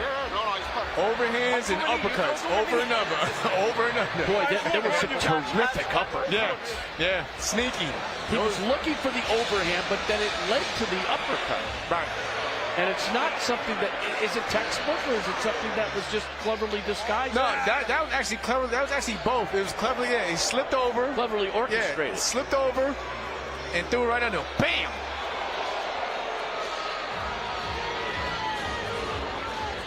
And you see, you know, he was too squared. He was squared up. He didn't get his feet under him. And Mahmoudov just, you know, he just waited, and really didn't even land anything big. But since Akpegiori had no legs, it was an easier way. It was easier to bring him back down. You agree with the stoppage? Oh yeah, he was done. He was still swaying when he got back up. I agree with that. It was only gonna get worse. Remember, this is the heavyweight division. All it takes is one. So Arslanbek Mahmoudov, who is from Russia, now fighting out of Montreal, number 5 ranked by the WBC and the WBA. Ladies and gentlemen, here inside the Huntington Center, Toledo, Ohio, This bout comes to a halt at 1 minute 43 seconds of round number 2. For your winner by technical knockout, and still NABF heavyweight champion, Arslanbek the Lion Makhmudov.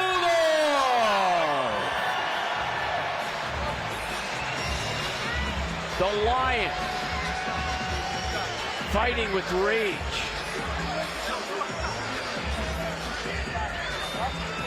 He was dominant.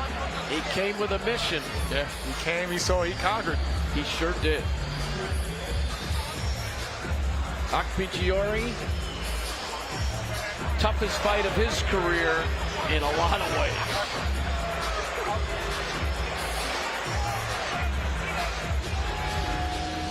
Here's a look back at the way this fight unfolded, and it was fast. Yeah, it's that sneaky uppercut and overhands all night.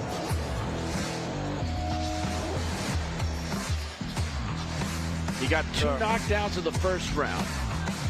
Got hit on top of it. Ooh, yeah. I think that might have been his best punch. No, the uppercut might have been better. Yeah. Especially when he hides it, when he slips over and right there, he's already done it. He's just a tap on the head, but it's not putting him down. He landed 43% of his power punches, which is extraordinary. He threw 57 total punches to just 33.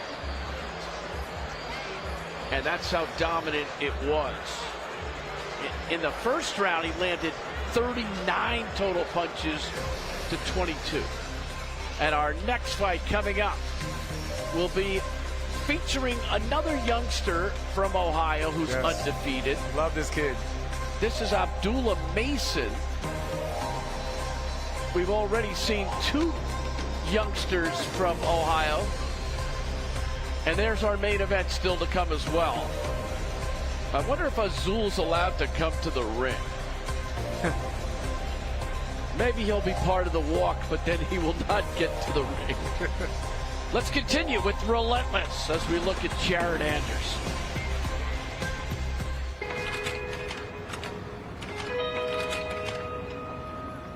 Hey, it's my family, man. It's my people I grew up with. Love them, man. You gonna come up the hill? You go that way, you gonna come up the hill. How many times y'all doing it? Twice. King of the ring, don't tell me I'm not. Walk up here. Hands blow out, I'm calling the shots. A beast in the streets, the MVP for heat. A boss on the court, nothing else to be taught.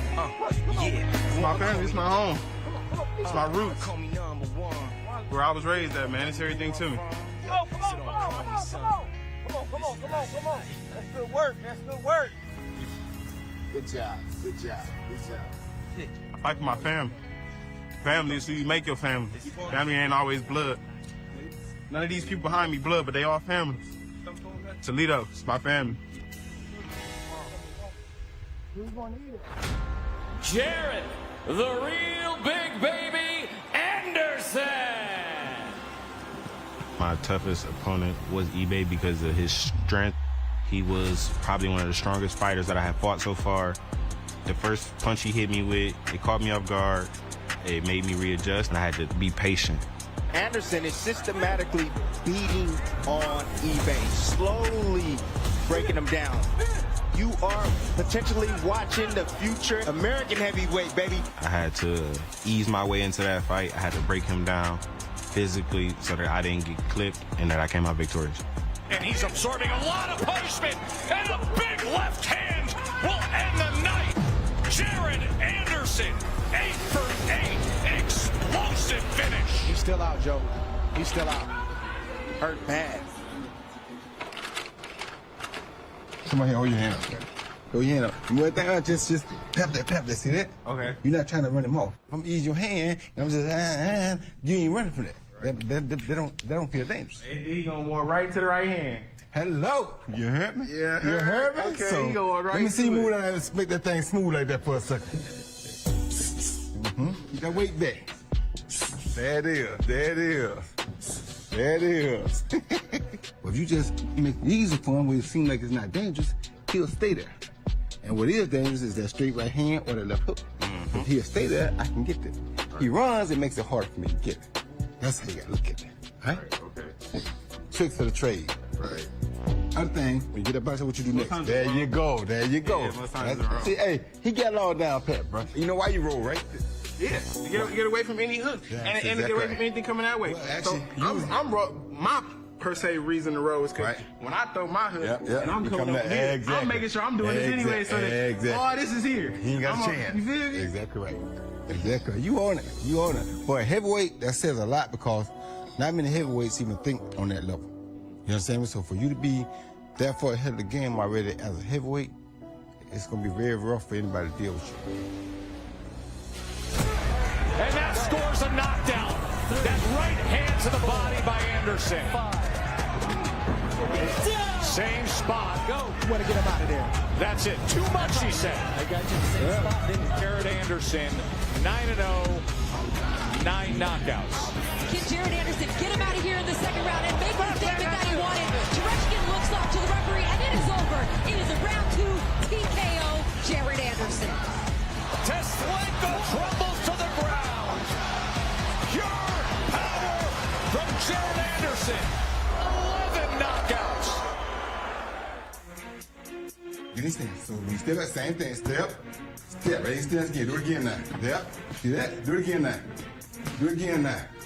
Now make it a hook instead. Do it again. Do it again. Do it again. Do it 2 times. Do it 3 times. I'm saying?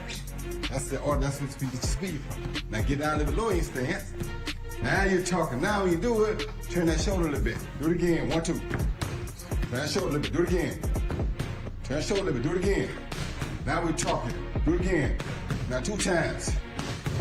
2 times. That's right. When the feet hit, you hit. Do it again. Now we're talking 3 times. Don't hit with no hand that fast. Now we're talking 2 times. I'm saying 3 times. I'm saying simple as that. Turn that shoulder. Now we're talking. Huh? Right. Okay. There it is. From the champ to the champ. Thank you. Thank you. My love for the sport came from the love and the brotherhood in it. Boxing is one of the loneliest sports in the world, and it just feels good sometimes to have the people around you to know what it feels like. Hands like him, like Sonny Liston. Hands like him. Left hand, here he comes. Left hand, here he comes. With a hook. With the left hand. Jab, jab. Left, right. Left, right, left, right. Jab, jab. You crawled out the dirt. That's right, working, Zay. Huh? Ain't no stopping us now. We on the freight train, huh? Huh? To the top. Let's go. Okay. Everybody gonna be front row. Center stage. Each one teach one. Huh? They didn't want us to make it, but we did. They didn't want us to make it, but we did. Murderers Row. That's what I'm calling it. Murderers Row. Top amateur all the way to pound for pound. Here he is. Special. 1, 2. 1, 2, half that. Here he is. Wait. Yeah. Yeah. Relentless. That's what our card is tonight. Yes. We still have plenty of good boxing. We may see some more knockouts too. I hope so. Everyone loves a good knockout.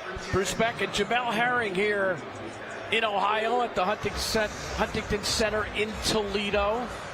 Toledo proud of their big star. Jared, the real big baby Anderson, will be in the featured event tonight. But first, we've got Alex D. Oliveira and Abdullah Mason in a 6-round lightweight bout. Mason, one of the talented Ohioans, who is 8-0 with 7 knockouts. He's a sensational prospect at 135. Former amateur standout, trained by his father Valiant, and he's part of a family with which is really 5 brothers. Incredible. And they all can fight. And they can all fight. Yes. You've got Amir Abdel Ibrahim, and Abdullah. Mason's last fight was against Desmond Lyons in Las Vegas. Knocked him out in the 6th round. It was scheduled for 6. That was in May. Before that, a knockout in the 1st round in Tulsa. So 2-0 this year with 2 knockouts. 2022, more knockouts and 1 unanimous decision. So he's been hot. That's 4 KOs in a row, 7 for 8 in his career. He's only fought 21 rounds, Jamel, in 8 fights. So again, you want to get some reps. Yeah. But if you do your work, what can you do? I mean, exactly. I mean, we all love to see knockouts, but yes, we do understand it's great to get those rounds in and get that experience. But again, if it ends quickly, hey, what can you do but just look for the next, look forward to the next one. Let's take a closer look at Abdullah Mason from Cleveland, Ohio, only 19 years of age. Abdullah Mason! This is my first time, fighting on a co-feature, so this is a huge opportunity. Showing everything in his arsenal. Another graduation right here, another step closer to the world title. Fighting in Ohio is special to me because a lot of the people that I'm close with will be able to come out and see me showcase my skills. The sky is the limit for Abdullah Mason. And extra special to have all these Ohio fighters on the card. Tonight, the fans should expect some explosion. We're going to have some fun in there. It's going to be art. We're going to let our hands fly. Oh, counter right hand. The fight is over. And we're going to have fun, and we're going to enjoy it. Abdullah Mason! It feels good to be a double stamp prospect. It just lets me know that everything I'm doing, just keep doing it and do even better. My goal is to be the best. And that's what I want to do. As long as I'm boxing for however long I'm in the sport, I want to be the best at it. So just keep watching me. That is a bad young man.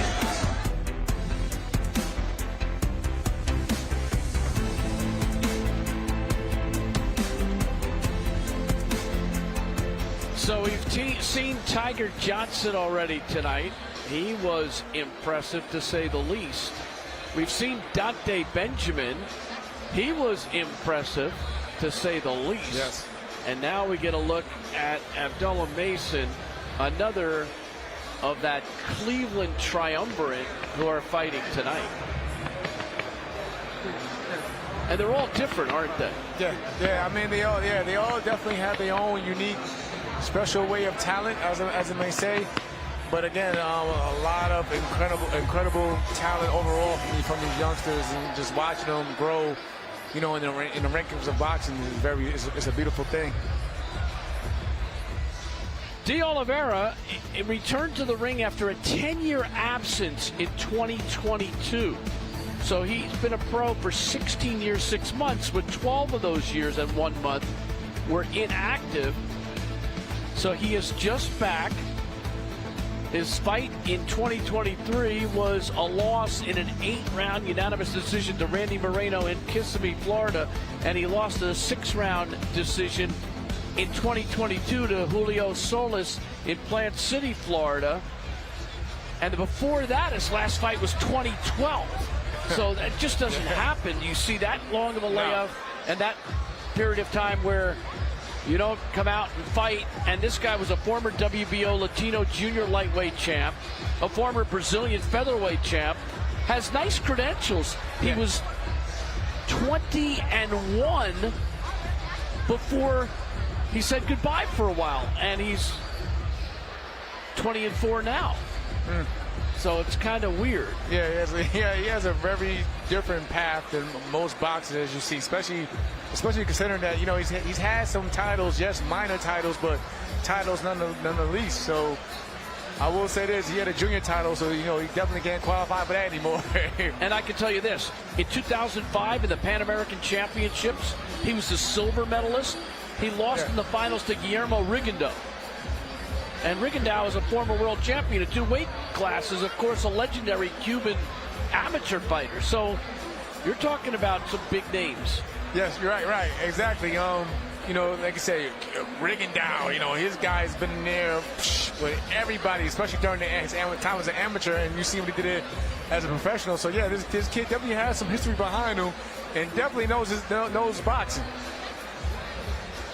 There's Anderson in his locker room. This is live. I don't see Azul, the dog, close by. But maybe he's there. Maybe he's there. Maybe he's on the ground. Probably pointing at him. To him. I think he is around. Let's see. I think he's there. The thing about Anderson is he looks like he revels in the moment. Nothing phases that guy. No. Question is, what level is he at? Like, is he ready for prime time? I heard Mark Kriegel talking about that earlier tonight in the ESPN broadcast. Is he ready to be a star? Well, the weigh-in sometimes is controversial, sometimes is entertaining, sometimes is loaded with 135 disrespect. This one looks pretty common, pretty straightforward. Yeah. Not much going on there. Here's a tail of the tape. Look at the differential. 18 years. And you have to include the fact that Oliveira went quiet and out of the sport for a 10-year period. And the reach is 9 inches for Mason. We've seen some huge discrepancies tonight in the reach for the two different fighters. This is another one. 9 inches? It's crazy. And let me say this, Mason definitely knows how to use his reach. Hey, you can't hit a man with glasses. Remember that. Until he takes them off. He has to take them off eventually. Alex de Oliveira from Brazil. Competed in the 2005 World Championships. 16 years ago, when he turned pro, Mason was 3. That hurt. That hurt just thinking about it. Here's Abdullah, gold medalist, 141 pounds in the U.S. Youth National Championships in 2021. Gold medalist at 132 pounds in the Junior Division Youth National Championships in 2020. And a gold medalist in the U.S. Junior Open in 2019. So those are some impressive amateur credentials. His dad used to run a boutique for small fragrances which sold natural products. And then he decided to be the father of the Jackson 5 of boxing. Pretty much, yeah. With the Mason brothers, the family of fighters, 5 of them, with Amir being the oldest. And Abdullah being kind of in the middle. And this family has really turned heads. Abdullah signed a professional contract with Top Rank. Bob Arum said about him, Abdullah Mason is one of the most electrifying young fighters I've ever seen. Shakur Stevenson on the grounds. Number 4 ranked lightweight currently. Former 2-time lightweight world champion. Former old foe of mine. Ladies and gentlemen, welcome inside the Huntington Center here in beautiful Toledo, Ohio. This is boxing. This is Top Rank. Presented by Hall of Fame boxing promoter Mr. Bob Arum. Brought to you this evening by AutoZone. Get in the zone. By Bud Light, the official beer of celebrations. And by Mission Impossible Dead Reckoning Part 1. Starring Tom Cruise, only in theaters July 12th. This bout is scheduled for 6 rounds in the lightweight division. Our judges at ringside, Antoine Bell, Ben Rochester, and Robin Vargas. And the man in charge at the sound of the bell, Mr. James Easter. Introducing first, out of the blue corner. He weighed in at 135.8 pounds, wearing blue trunks with white trim. His record, 20 victories, 4 defeats, 14 of those victories coming by way of knockout. From Sao Paulo, Brazil, Alex de Oliveira.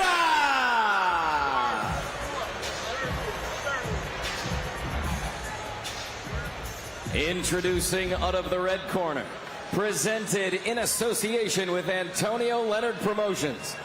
He weighed in at 135.2 pounds, wearing white trunks with yellow trim.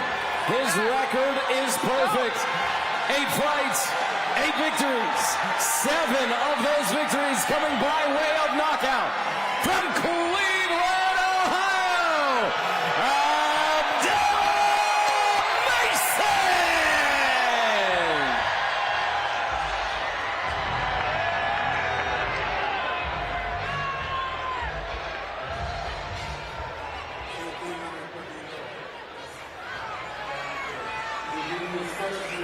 I want you to protect yourself at all times, and most of all, obey my commands at all times. Touch another, let's do this. Well, this is another one where I don't want you to blink. Yeah. Mason and Oliveira, scheduled for 6.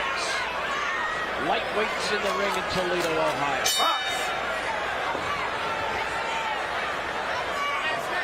19-year-old against the 37-year-old who's returned to boxing after a 10-year absence. He's had 2 fights since he returned. Mason in the white and yellow trunks. Oliveira in the blue trunks with the white trim. Robert Easter's the 3rd man, or rather James Easter's the 3rd man in the ring. Last hand for Mason so far.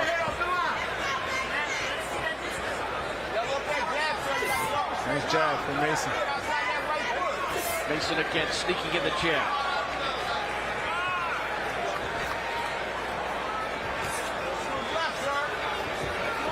We haven't seen him throw the straight left. Oh, There's there the they go. one. You called for it. Yes, I did. He delivered.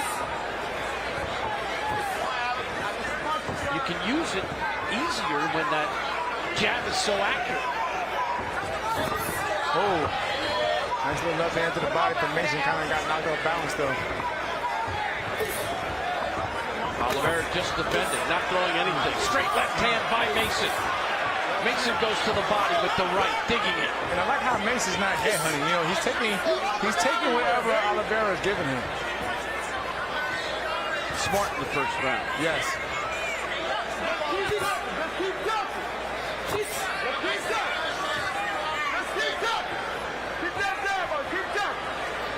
Target practice with that jab thus far for Mason.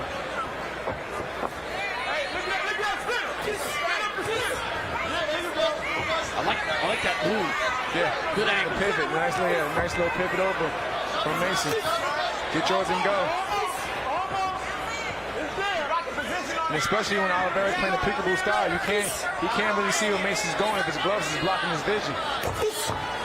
You know where I've seen that move before? Shakur Stevenson. Yes. I was thinking the same thing in my head.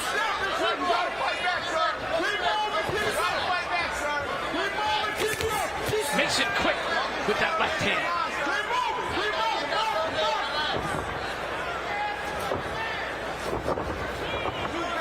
He wasn't looking for the left hand right at the beginning. Now he is.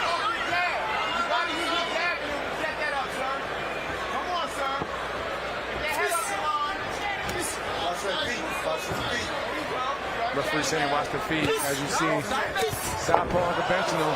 Oh, lost a little bit of traction on that apron.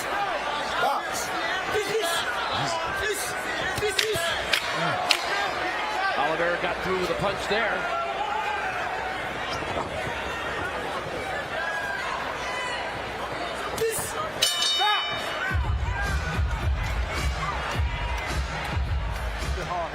Right? You can touch his body to death, right? And keep moving. Except for a little slip on the canvas, he didn't do much wrong. Don't let him rush you. No. Take your time. You know, if feet get tangled, you know, southpaw and orthodox fighters, it happens at times. You look great. But yeah, overall, that was a beautiful round from Mason. And he's definitely different from the other 2 young fighters we saw tonight. I thought that This is why he's the co-main event. Okay. Yeah, Tell him I need him to Ring set up sees his something punches special with and his jab. different in this kid. Yeah, a little bit. If you're gonna more step back, active. keep a pecker and jab. There you go. More Come in. composed, more well put There you together go. Breathe, son, technically. breathe. Sharp, fast. I thought Tiger was a little bit reticent to throw punches, and Benjamin is just flying off the charts, right? So in between. We get a little bit of everything. We get a little bit of everything from these kids. Overall, good night of boxing. Round number 2. Back to the jab.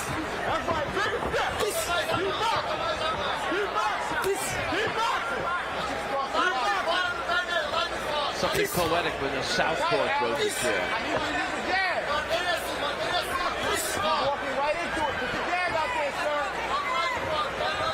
Oh, short left.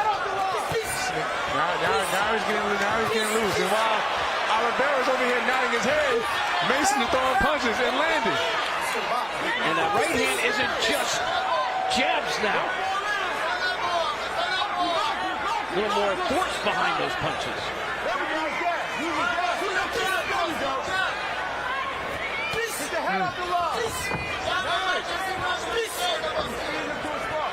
Mason's focus is outstanding.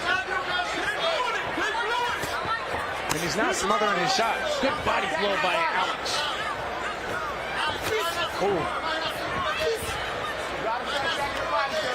Mason to the body with the straight left. Now upstairs. And he's getting full leverage on the shots. He's measuring with the jab, and he's letting the left hand. He's stiffening that left hand out.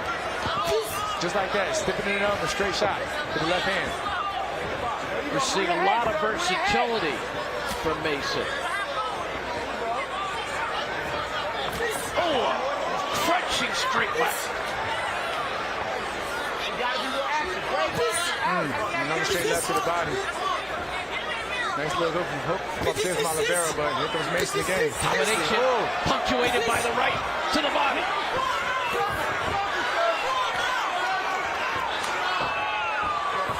Now he's toying with it with that lead right hand, like not using it as a jab, just holding them off.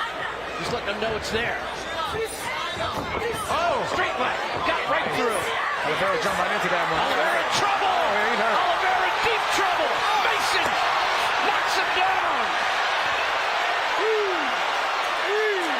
Still plenty of time left this round, and it's over. That's it. Referee Easter says that is it.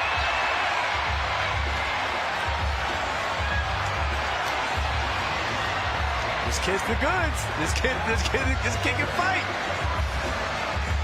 Man, was that precise. And brutal in the end of that corner.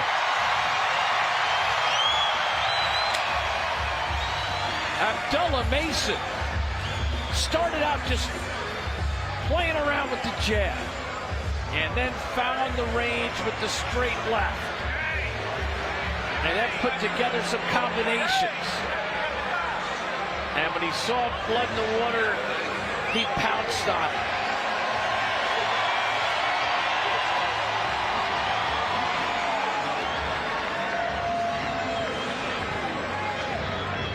He's got style and he's got power. Yeah, absolutely. Absolutely.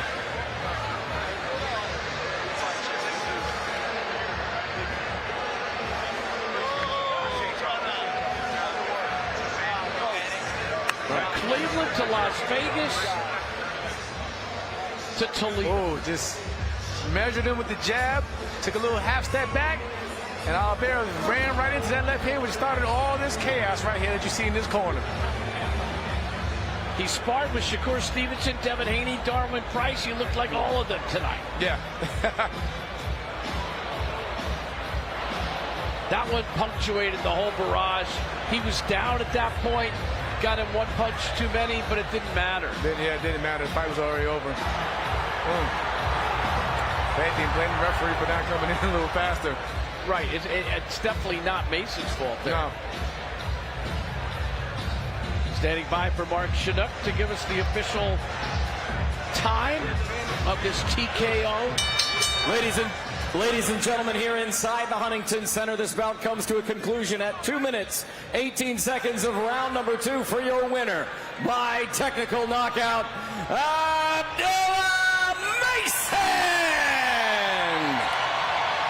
9-0, 8 knockouts, only 19. Bob Arum said it takes a special type of kid to turn pro this young. I have no doubt he'll live up to his billing. He's special.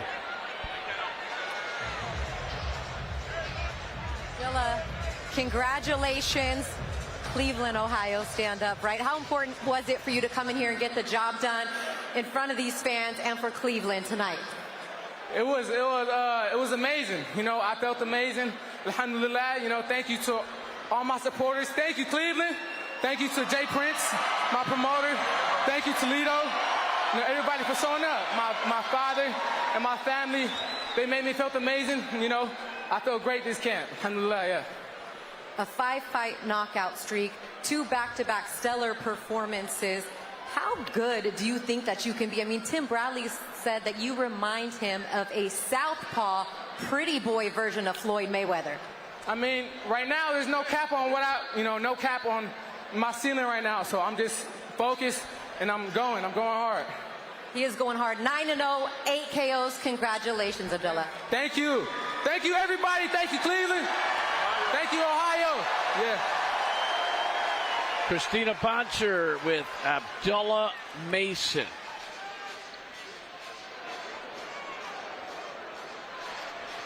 Here's the way it happened tonight. It's worth another look. Yes, it is. Started with the jab, and then the second round. The left uppercut, sharp. Again, Oliveira's in there nodding, acknowledging the pain, but Mason's still throwing. Nice little body shot to that combination. Everything had get full leverage on it. And there's where it's all over at. Abdullah Mason. You see anything different from him tonight and a steady growth and improvement? I like the fact that he didn't let the moment get to him, being that he was the co-main eventer in this match on this card. So I give him that, and he definitely learned a lot from tonight, that experience. Still to come. Jared Anderson and Charles Martin. Will we have a third consecutive knockout? We'll find out if this card continues to be relentless with knockout power.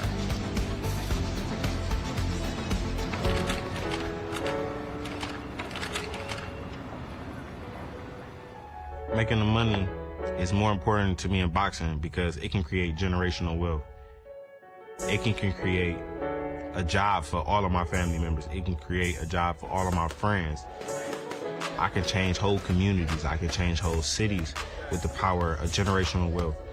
I believe I can go back to Toledo and change my entire neighborhood with just $1 million and just change how people think.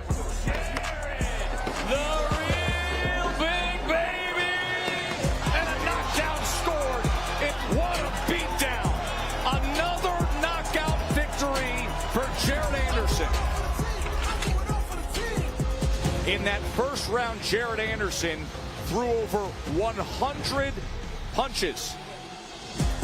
This fight is over. Jared Anderson stomping his way to victory. Chopped down the Forrest. Jerry Forrest done in 2. Arias in trouble against the ropes. Right hand comes in. That's it.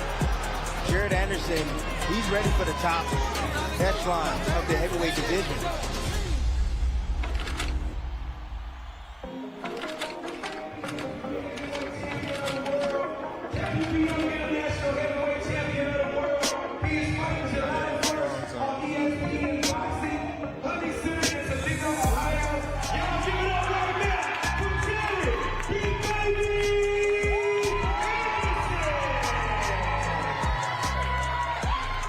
Dedication is what got me to where I'm at, man. Straight out of high school, I went full head on into this boxing stuff, and I've been staying down for it, and that's why I am where I am.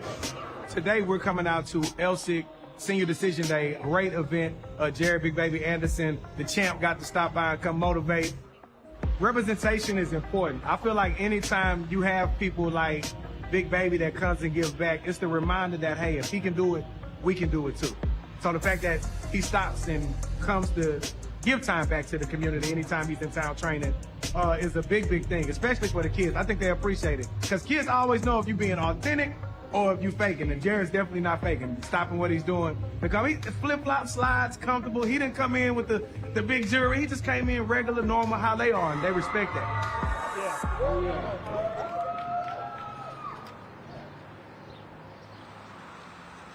So one thing I do want to ask you, what stopped you from falling victim to all the extra stuff, all the fast cars, all the beautiful women, you know, going to different countries, and what didn't deter you from, you know, staying focused into your craft? Like you are right now, you want to make the money to change the world, right? In order to make the money to change the world, you got a choice to make. You can take chances, drink, party, smoke, bad women, fast cars, motorcycles. All those things are risky as to stop you from getting where you want to go. My mom, my parents, they instilled in me as a kid who I was and what I would be. That I was going to change something, that I was going to be better. I was going to be different, period. And boxing is never going to make me not be that. I know I'm good at this and I know I can have fun in this, but like, this might not just be what completely make me happy. Well, I'm going to say it like this. The higher power gave you more. When there's more given, more is expected. So guess what? Jared has an obligation to the higher power, to all of those back in Toledo where he came from, to his mother, to succeed. That's just the obligation that comes with it. You let a lot of people down if you quit right now. People that love you for real. Some people that'll give their life for you, because your mama give her life right now for her son. You understand that? But it's the pressure, though. I understand the pressure, but God built us different. Did you just tell me that? I'm 23. So sometimes there's a lot put on us, but it's put on us because we're the ones that can take it. Jared may not think he can sometime. Jared may get messed up sometime, but Jared can wear these shoes. That's why Jared has it. You understand me? But Jared ain't asked for it. Too bad. Jared has a destiny that Jared can't run from. And Jared ain't no coward, I already know that. Right? So Jared may as well make up his mind and let's go. You gotta ride that horse, son. I'm sorry. You gotta ride that horse. I rode it. You ain't gotta ride it till the wheels come off, but you gotta ride it.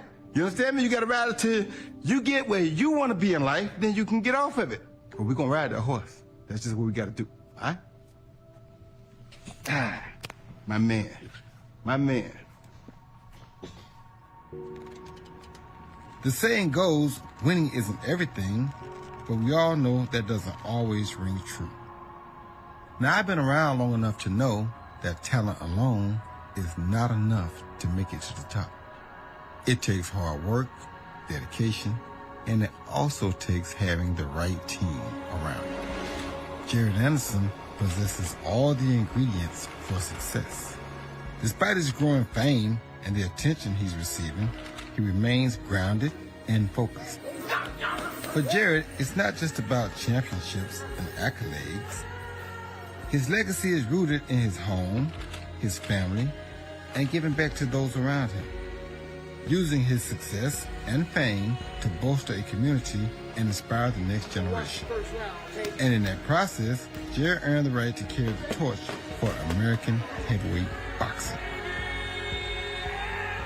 Jared Anderson, right. Big Baby, 14-0, 14 knockouts. The heavyweight gets his homecoming. How you doing? Oh, so good to see you. We get to bring Jared home, where he came from and where he was built from. We are definitely mud made. We are the home of the Mud Hens and also Jared Anderson. We made the first Jeep here in Toledo, Ohio, so we're the home of the Jeep. Batch of folks that actually come from the mud. Not Mississippi, Toledo. Welcome to Toledo, Bob. Home sweet home. There's a lot of great boxing tradition in Toledo. I was telling Bob that Jack Dempsey won his world heavyweight title here. Muhammad Ali fought here. George Foreman fought here. Archie Moore, when he fought Rocky Marciano, even though Archie Moore is from San Diego, he was introduced as being from the fighting city of Toledo because he trained here. So everyone from Archie Moore to Foreman, Ali, Jack Dempsey, and then this is the next chapter. This is his hometown, and they deserve to see him. And this won't be the last time that he's back here.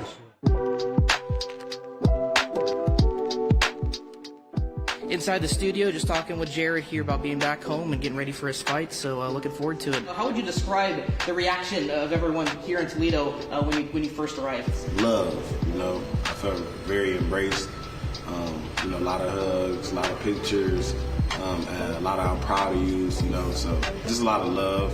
I felt real embraced. How awesome is it for you not only to be coming back for your first professional fight in Toledo, but also be doing it in a main event setting? Not many people get to do it. I'm able to do it at a young age, at an early point in my career, so I'm really stoked to do it, and doing it in my home city just puts the cherry on top. Can you even picture it? I was there for the Robert Easter fight when he came, so I seen how he did it. I hope to be better, just because everybody always wants to have the best. Right. But I seen his and I seen it was dope, so I can imagine mine would be just as good. I know that Toledo is gonna come out for me and gonna show me a lot of love. Appreciate the time once again, Jared. Appreciate you guys joining us. Thank you. We are at the home ballpark of the Toledo Mud Hens, where Jared Anderson will be throwing at the first pitch. Yeah, this is the ball. So I got to make sure you're ready. Jared, you don't seem very confident. Let's go okay. It's called a 4-seam fastball. Use them seams. You want to do underhand, Jared? And how about you pitch first? What? How about you pitch first? I'll put my pitching ability against yours any day. All right, bet. So you gonna pitch first? I'm not. Then it wouldn't be the first pitch. Yeah, then it wouldn't be the first pitch. You were the ceremony first pitch guy. They're trying to decide if they're going to play the game tonight because of the rain. There's already a game scheduled for 11 a.m. tomorrow, so potentially a doubleheader. I'm still waiting to hear, though. You guys excited to have Jared Anderson here? Oh, my gosh. I mean, hometown hero for sure. Jared's a legend around these parts now. It's really cool to be able to sit and watch his growth and how good he's been, and can't wait to see him back here in July. You think someday he could have a fight here? Listen, I think there's all the possibilities in the world. I love the fight at the Huntington Center. I think it'd be really cool to even get one out here at Fifth Third Field. Doesn't matter. Yeah, I love it all.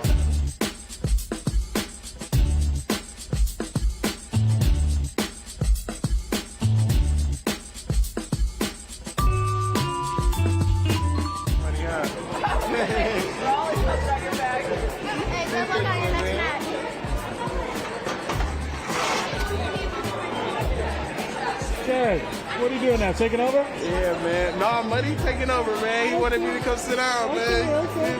On the bud.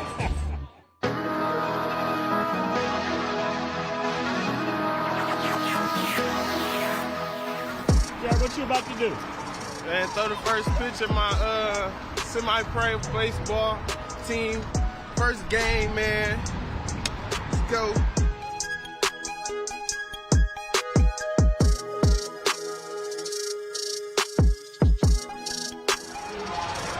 Ooh, it's cold. Nah, he was no curveball. We're gonna try to throw a fastball, man. Whip one out. It ain't as far as I thought it was gonna be. They come back after the rain delay, huh? Yeah. They had to, right? That's awesome.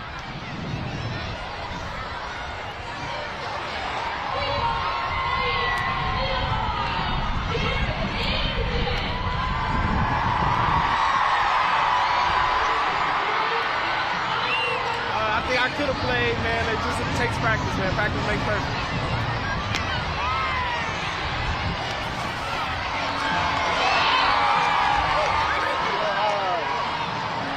Pretty good, though. Yeah, it wasn't bad. It ain't hit nobody. It's got another plate, so. Hey, I know. What do you think of this pitch? Not too bad. It's firm, though. It's firm. Well done. Appreciate you. Element experience. Yeah, bro. Love, man. Thank you. What's today like? Hey, it means everything to me. I'm super happy, super proud to be here. Happy that they wanted to have me out, man. I had a great time. I'm still having a great time, man. I think my throat was a little high, but, you know, I was just happy to come home, support, and let everybody know that Toledo is home.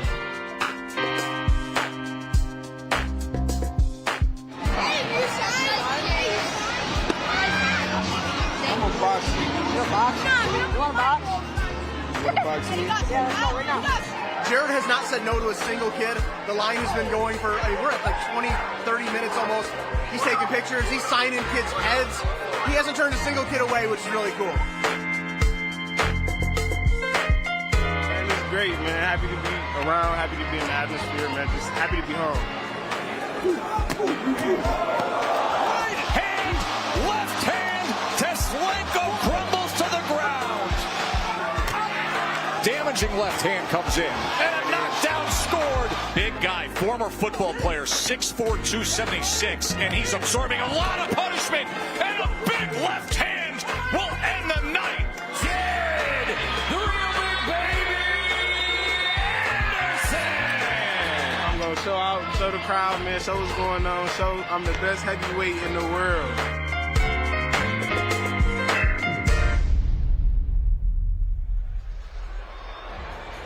I'll tell you, there's a lot of pressure on that young man because the buildup has been enormous. But Jared Anderson now has a chance to put on a show in his hometown. This was the weigh-in.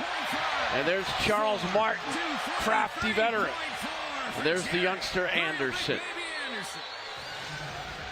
What do you make of this stare, Jamel? Oh, it's serious. It's serious. It's more than just business. There's a lot riding on this fight. Tail of the tape for this main event of the evening. Jared Anderson and Charles Martin. Martin 14 years older, height about the same, weight 7 pounds plus for Martin, and the reach an inch and a half for Charles Martin. And you can see the busyness of Jared Anderson for his average per round, which is way over the heavyweight average, 26.4 punches. Almost double the average. About a minute to the walk. I love this turnout, though. They really came out. They really came out for their fighter tonight, which is Jared Anderson. I agree. It's been a great turnout in the Glass City, Toledo, Ohio. We're at the Huntington Center. Bruce Beck and Jamel Herring, former world champion, Marine. Always, once, always will be. Yes, sir. Rockville Center, New York. So we got 2 New Yorkers here in Ohio. And we've been welcomed beautifully. Yes, we have. Yes, we have. They definitely showed us a lot of love here. One more fight to go. We've seen the Cleveland kids. Now we get to see the Toledo young man.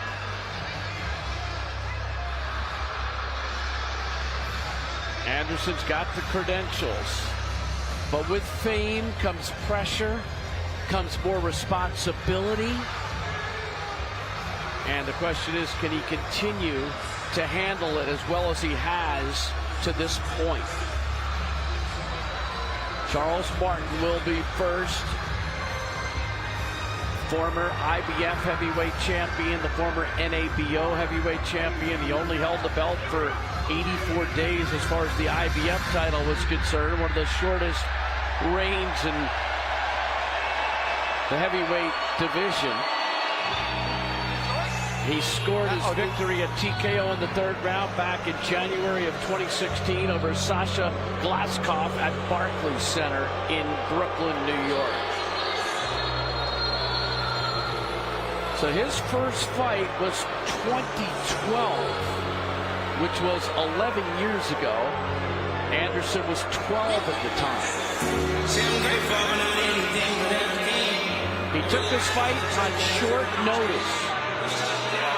About 2 weeks ago, Khan Kasabutsky of Kazakhstan had visa issues and had to withdraw. And so Martin, who's always in shape, took the responsibility in his own hands and accepted the challenge. Kosobutsky was 19-0 and 18 KOs. We'll probably see him in the fall representing a top-ranked fight. He's number 8 in the WBC and number 12 in the WBA and 13 in the WBO. But the fight has quickly become the Prince Charles Martin fight. And why not? It's his first fight in 10 months. He's had 33 fights in his career with 26 knockouts.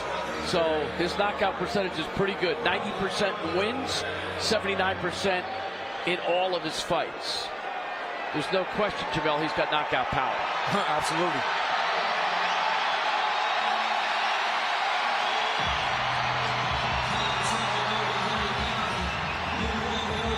That's 400 ounces. When I was younger, I prayed for this power. I just wish they would have told me this don't come with flowers. I never lived in public housing. Mama always found a way to keep us grounded. My nanny died, the family got divided. My uncle lost his mind and he never found it. Look, I'm in a generation of validation, where people always on vacation from their mama basement. These boys turned these girls to an occupation. If women was running to them, they still a chase it. My auntie said back in the day all that snitching was dangerous. These days, once you glorified, it makes you famous. Hey, but I can't fall into the hands of it. Toledo, Ohio, make some noise for Jared Anderson.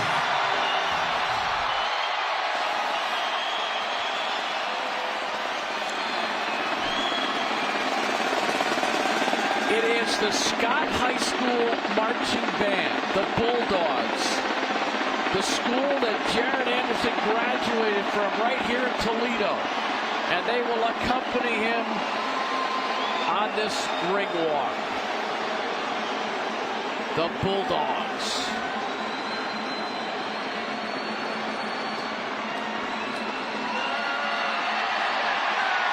And Shakur Stevenson is there as well.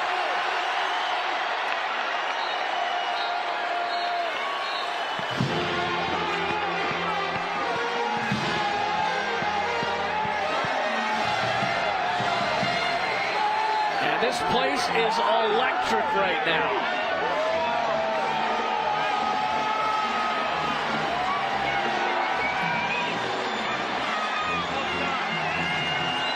Jared, the real big baby Anderson, 14-0.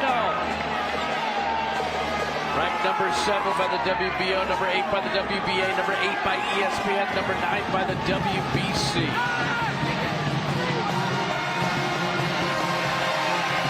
This is for the WBA International, WBC USA heavyweight titles.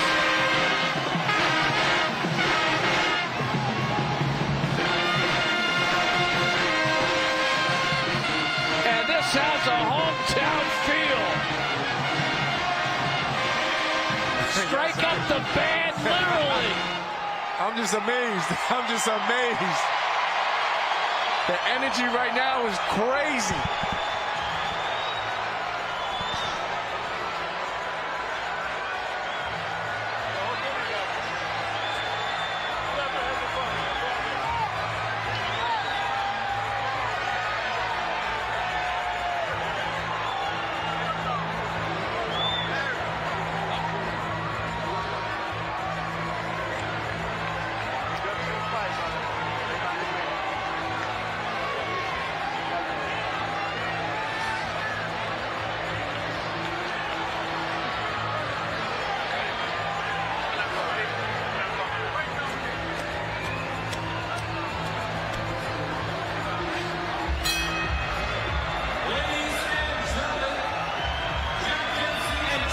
Willard took to the ring in Toledo in 1919 for the heavyweight championship. A giant 80,000 wooden seat arena at Bayview Park was the setting. The bell used for that historic fight is with us this evening as heavyweight boxing returns to Toledo, Ohio. Ladies and gentlemen, welcome inside the Huntington Center here in beautiful downtown Toledo, Ohio. This is boxing. This is Top Rank. Presented by Hall of Fame boxing promoter Mr. Bob Arum. Brought to you this evening by AutoZone. Get in the zone. By Bud Light, the official beer of celebrations. And by Mission Impossible Dead Reckoning Part 1, starring Tom Cruise, only in theaters July 12th. We are sanctioned this evening by the Ohio Athletic Commission Executive Director, Charles Haskell. Your ringside physicians, Dr. Marlon Twyman, Dr. Alan Klein, and Dr. Anthony Atkins. Your timekeepers this evening, Deb Martin and Dave Witt. Your judges at ringside, David DeYoung, Mike Fitzgerald, and Ben Rochester. And the man in charge at the sound of the bell, Mr. Robert Hoyle. And now, to everyone in attendance here inside the Huntington Center, Toledo, Ohio, and to everyone watching on ESPN, this bout is scheduled for 10 rounds for the WBO International and WBC USA heavyweight titles. And as always, this is boxing, this is Top Rank, and baby, this is the main event!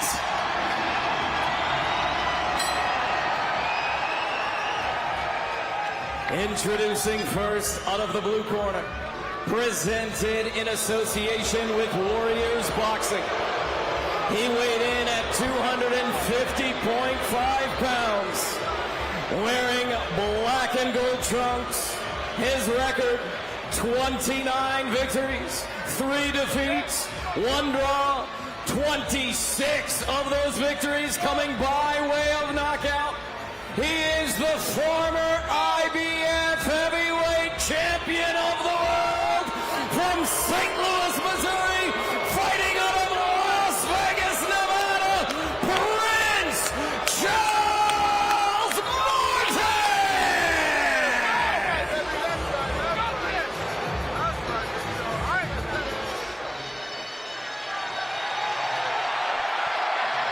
Introducing out of the red corner, presented in association with Antonio Leonard Promotions.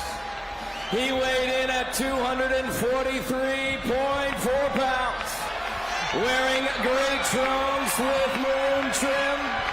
His record, perfect, 14 fights, 14 victories, all 14 victories coming by way of knockout. Currently ranked 7th in the world by the WBO, 9th by the WBC.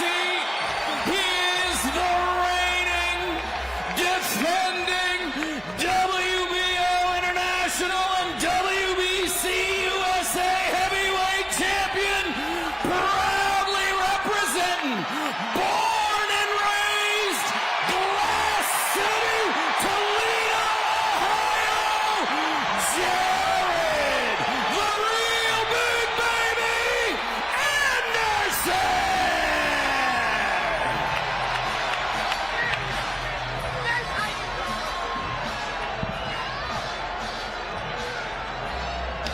This place is rocking. All right, gentlemen. Went over the expectations in the dressing room. Any punches here will be considered a low blow. Any punches here will be considered a low blow. I expect you to obey my commands and make it a good, clean fight. I want you to touch them up, scoop back. Here we go. Here we go. Unified rules of boxing in effect. 10-point must-scoring system. No standing 8 count. No 3 knockdown rule. A boxer cannot be saved by the bell in any round. Only the referee can stop the fight. Don't blink. Jared Anderson against Charles Martin. Can Anderson keep his knockout string going?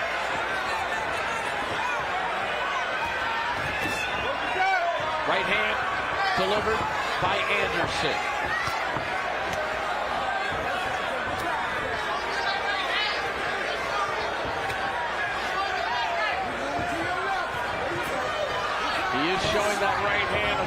to Martin's corner. Manny Robles in the corner of Martin. Good jab from Anderson to the body of Martin.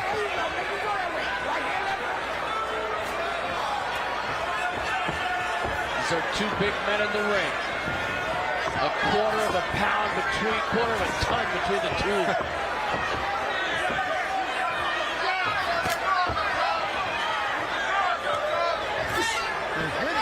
Trying to snap that jab is Anderson.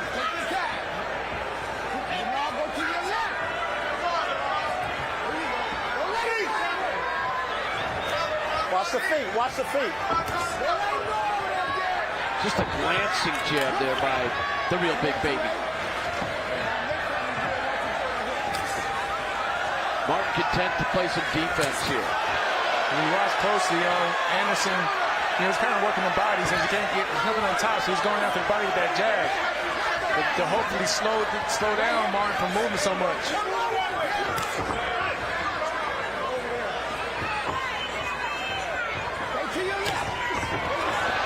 Good pressure there by Anderson.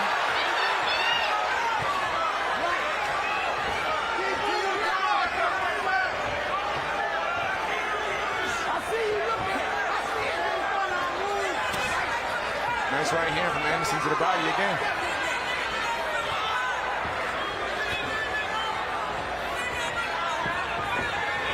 Anderson probing. Martin playing defense. Got the guard up. Martin not committing to a jab like he mentioned yesterday also in the fighting meeting.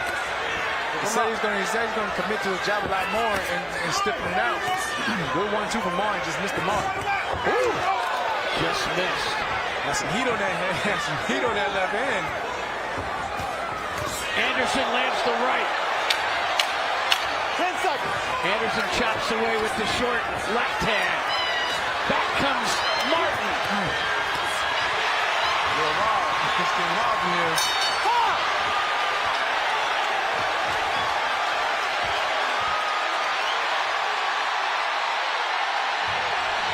Well, it took a little while, but that round picked up. Yeah, it did. Those last 20 seconds definitely picked up. And I see you looking. 23 punches thrown by Anderson, 16 by Martin in that round. But Martin was 0 for 9 in throwing the jab. Just a look at it. But every time he throw a punch, be ready to counter. 0 for 10.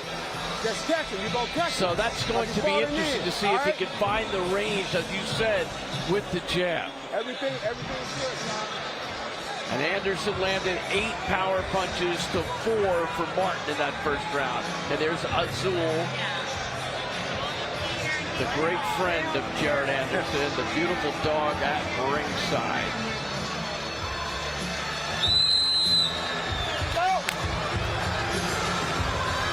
Martin finished strong. Let's see how he starts in the second round.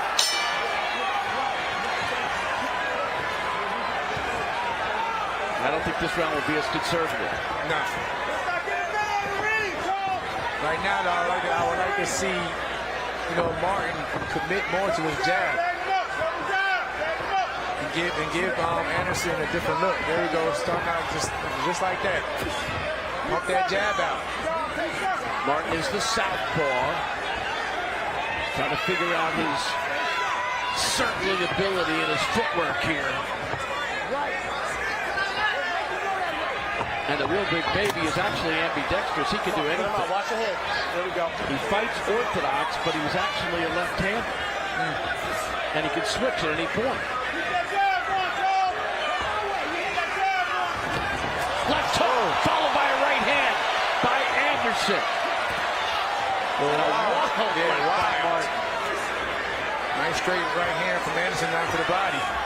There's a jab, just keep him at bay.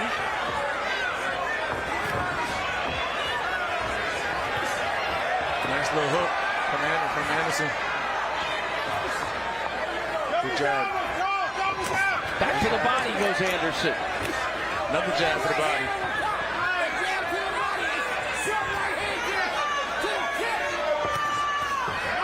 Good jab from Martin.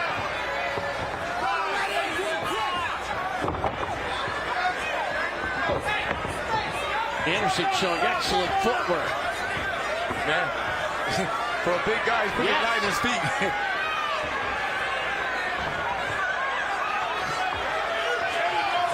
Anderson still working on pushing off that glove of Martin. Back to the body. Anderson left hook. Martin covering up.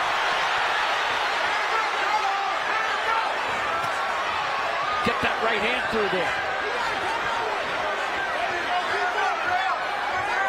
Anderson sensing something here in the second round. Still 45 seconds to go.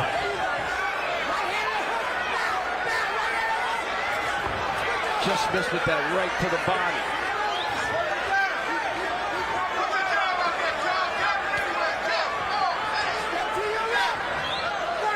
You hear Martin's corner, yelling for him with a jab.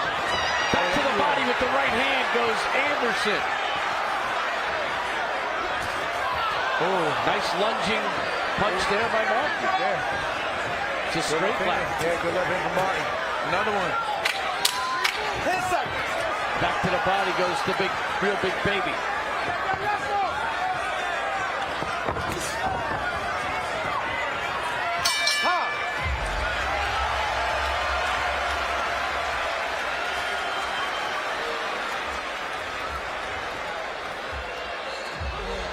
Relax your hand, man. Relax, y'all. Relax, y'all. Well, there was that one punch that seemed to get Martin all confused and a little bit off balance.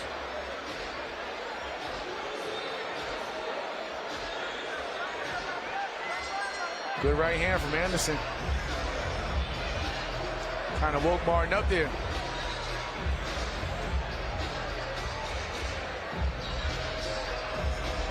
$37-24 in total punches in that round for Anderson. Anderson has landed 18 power punches to just 7 for Martin.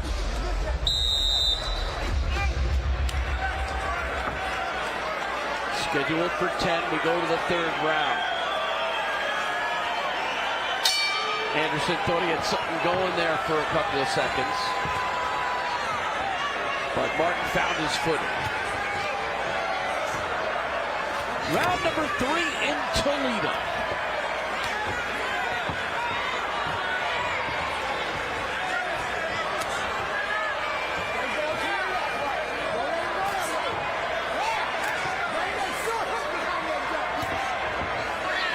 Jab Martin. 4-1-2 down to the body from Martin.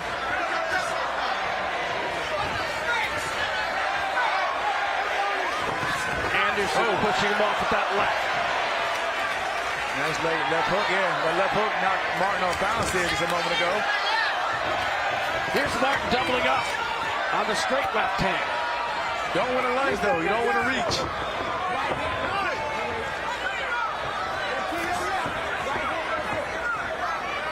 Anderson likes to throw that jab to the body.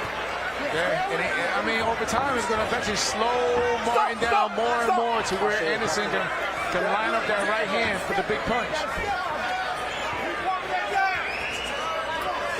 And now, like again, like you say, he's definitely investing down to the body.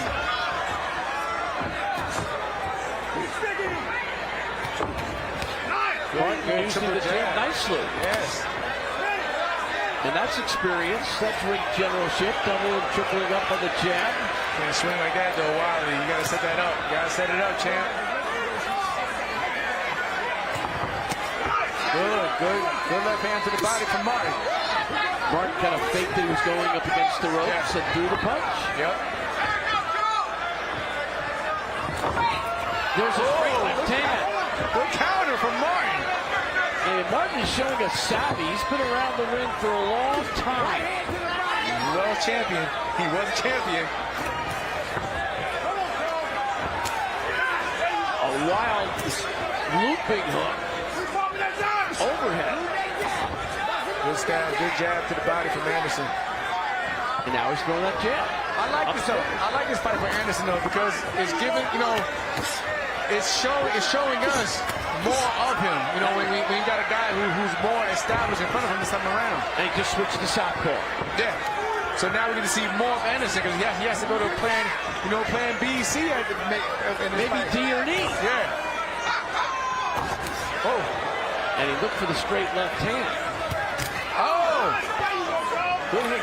Good solid left hand from Martin. Anderson took it well. 10 seconds. And there's a crisp jab. That one's coming. Oh, there goes Martin. Martin's unhappy, but that's a knockdown, my friends. And there's the bell to end the round. First knockdown of the fight. Crowd has erupted.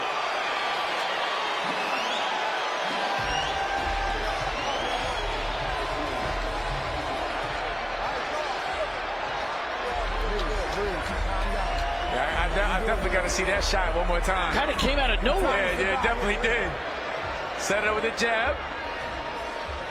Oh, yeah. He overthrew his left hand. And Anderson slipped. Bam. Right on the temple, right on top of the head. Slipped that from a different angle. Bam. Right on his, yep. You know, it was kind of like the angle and the leverage. Yeah. It wasn't maybe his best punch of the night, but it came at the right time, in the right place. Exactly, because Martin was having his moments in that round also. He had his moments as well. And I was just throwing the straight left hand, and it turned out to be the right hand.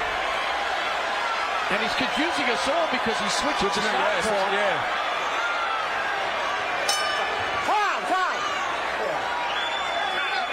Time in, let's go. Knockdown number 1 in the fight for the real big baby. And negating a very good round for Anderson to that point.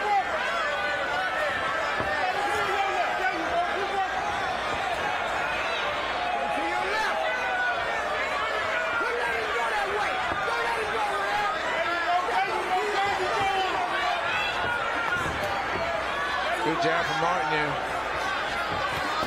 Oh, good left hand from Martin. Straight on the button. Yeah.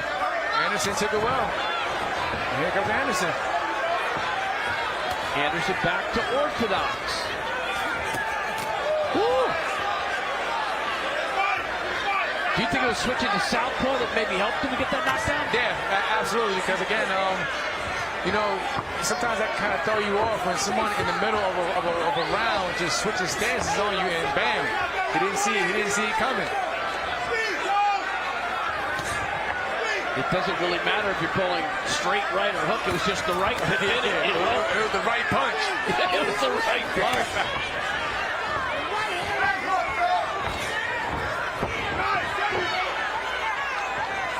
And I like how Anderson just, slowly just taking his time, picking his shots off. He didn't come out for this round thinking, oh man, I'm just going to try to end this. Right. He knows his work to be done. Because again, Charles Martin can be dangerous when he wants to be as well. Just like that, with those striking shots like that. You always got to be alert. And Charles is showing some ferocity. He may lunge a little with that straight left, but it's effective. It's effective if it's landing. Oh, another straight left landed by Charles Martin, the former world champion.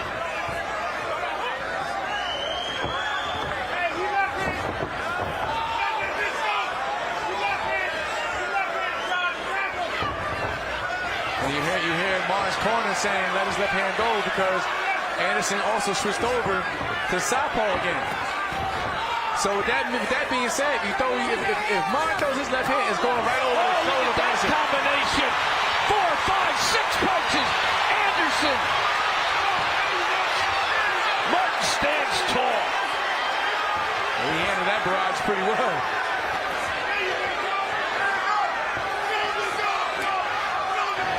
Oh, good counter from Anderson. Overhand right by Anderson. Back to the body. That's what happens when you overcommit. You can't over lunge like that. Especially when you throw it over your front foot. Landed by Anderson. 10 seconds. Martin still hanging tough. Another good round for Anderson.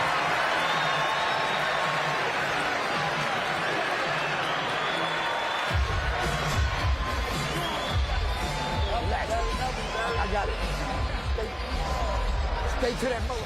Martin is a veteran. Hey, you're doing great. Keep boxing him, man. He's having to use all of his wherewithal to contend with the young Give me some water. Jared Give me some Anderson. water. Breathe, Sam. Breathe. Just keep breathing. You're doing all right.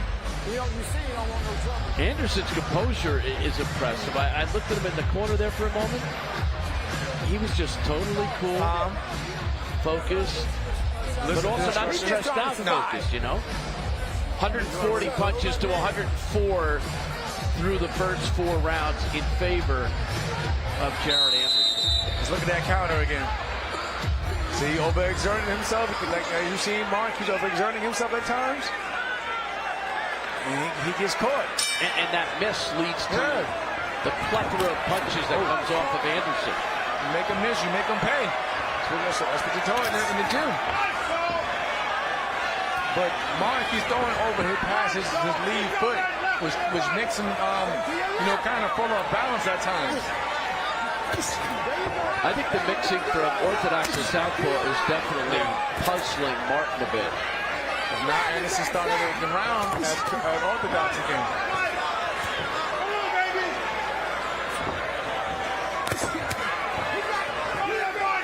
Martin gets those 1-2s in nicely.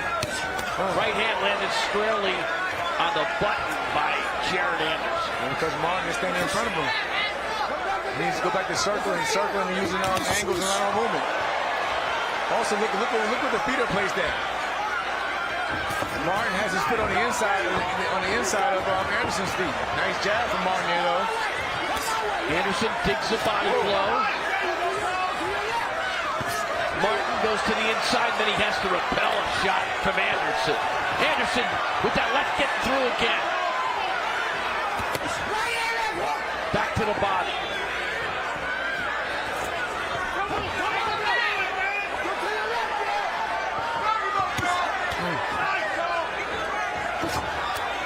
That left hook of Big Baby's dangerous. Right hand, straight ahead. He's bending at the waist. Martin is standing too tall at times. Oh, straight left hand. Martin really registered one there. That's probably the first time we actually seen Jared Anderson hurt in his career. He really woke up right after that. Left hook by Anderson, and he eats away. They're both hurt. What trading punches this is? They both got hurt in that exchange. Anderson is looking at Martin throwing some heavy leather right now and backing up. Oh, Martin senses something here. And Anderson's looking at the time. Notice him looking at the time. That tells you, that for you balls watching out there, that tells you how much time I got in this round before I can go take a break. And Martin is putting the pressure on. He's not stopping. He's relentless right now as Martin spins him up against the ropes. Definitely Martin's best round so far in this fight. Another one by Martin. Martin's throwing some heavy punches. Left hand gets through. Martin misses. There's a good fight. There's a good fight. A really good jab by Anderson as the bell sounds. Did the fight change there in the fifth? Fucking breathe. Give me this. Give me. Something Anderson has never experienced in his pro career. Let's look at those 2 big left hands. Boom. That's one. Set up, jab, bam. Right on the button. That's what we meant about Jared Anderson having a bad habit at pulling outs at times. And that's the second one. Bam. Woo. I'll tell you one thing, Anderson definitely got a chin. He sure does.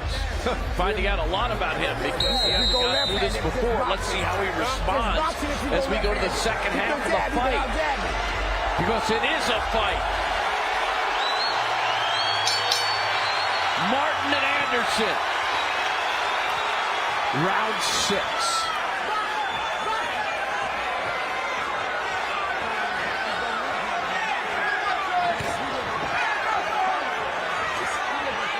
Now the jab.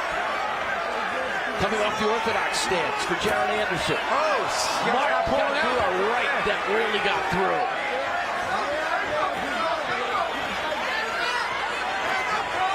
Good jab from Anderson.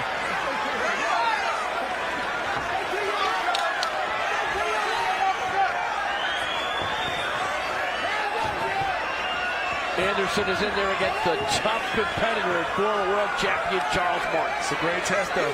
He needed this. He needs this.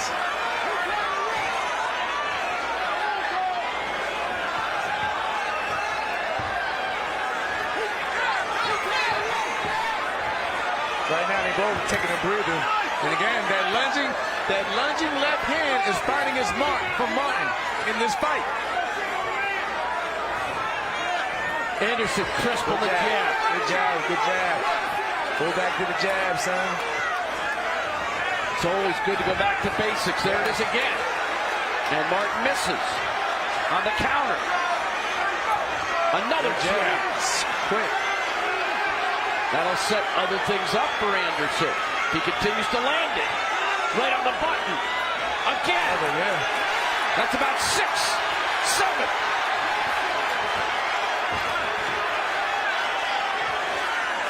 Finding the range, maybe finding some confidence again. Left hook by Anderson, followed by a crisp jab. Martin definitely slowed down a bit in this round.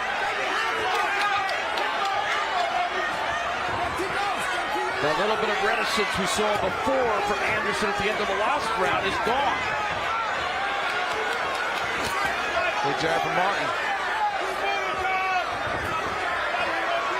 Nice jab from Anderson again. Going back to the body.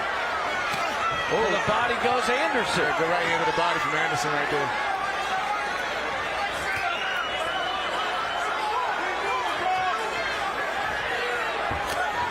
Nice right hand to the body. Mixed it up. It was set up by the jab fest. Good hand speed from Anderson in that combination. Anderson looking confident again, and Martin trying to figure it out again. How the fight changes. Back and forth. Final seconds of round 6. Good jab. Straight left hand by Martin as the bell sounds. Anderson definitely cleared the cobwebs from the previous round in that round. And I think Jamel, it was more than that. It just, he looked a little bit taken aback. Yeah. He looked a little bit like he had stage fright for a couple minutes. Like, holy cow, what did I get myself involved in? I need you to breathe. I just keep breathing, goddammit. Just keep breathing, yeah. And keep in mind that Jared Anderson has never gone to a 7th round. So that's new territory, too. It's uncharted waters. Whereas Martin has been there. Martin's had 115 total rounds in his career. Anderson's had only 31. It's a big difference in terms of experience.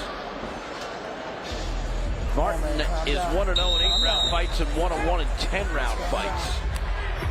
But for Jared Anderson now, we'll find out a lot more about his mettle, his character. Got 7. And as we begin round 7, I just want to take the time out to say thank you all who are tuned in to Sky Sports in the UK and Ireland for tuning in. Much love and appreciation for you guys watching this matchup.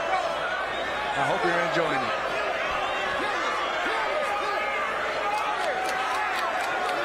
No problem with the tape on the glove. We like it all night. All night it's been problems with the tape. Well, stitched through can handle that better than anybody. Time in.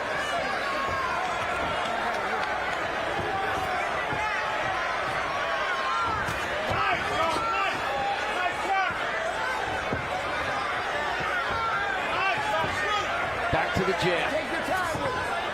A little bit of a chopping jab, now a straight jab.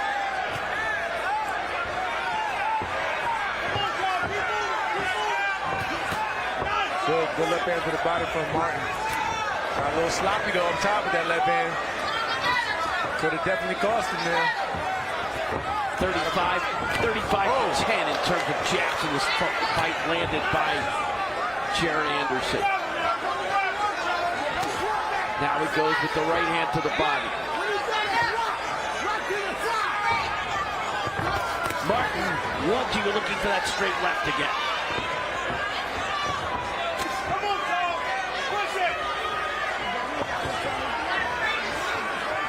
Right now, Martin's going the wrong way.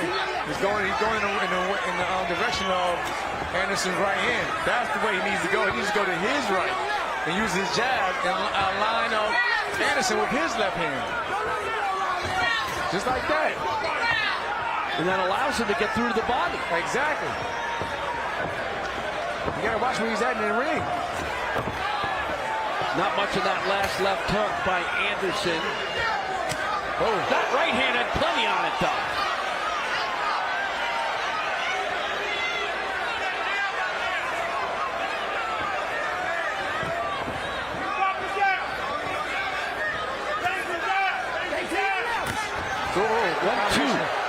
Good combination. Started with the right hand, ended with the jab from Anderson.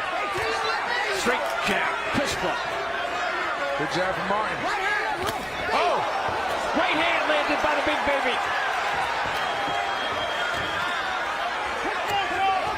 Anderson charging back with that straight left.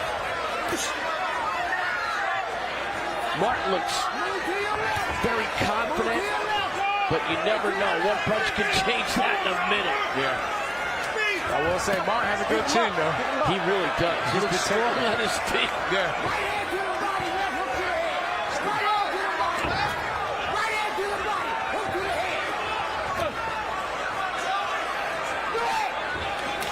Oh! Martin gets through with the straight left. Anderson took that well. Comes back with a straight right to the body. Followed with a jab. Oh. Nice combination. Oh. As the bell sounds, but otherwise it was a good round for Martin. Yeah. I think Anderson pulled it out at the end, though. And Anderson does have the luxury of that 10-8 round in the third, which was the knockdown. That's the one knockdown we've had, the right hand. Don't worry about nothing but breathing. That 2-point differential is big. Some more. Keep breathing. Give me a good deep one. Take a deep breath. Yeah, give me a good deep one. Keep having fun. Still 3 rounds to go here in Toledo, Ohio at the Huntington Center. Bruce Beck and Jamel Herring, hope you're enjoying this one. This is a heck of a fight. Definitely is. Good matchup. Good test. Good test for Anderson. Wake up, Carl. And a lot of strategy, a lot of thinking. Yeah, chess match. It's not so much about, Bruce strengthening. They're actually thinking and taking their time and well placing their shots.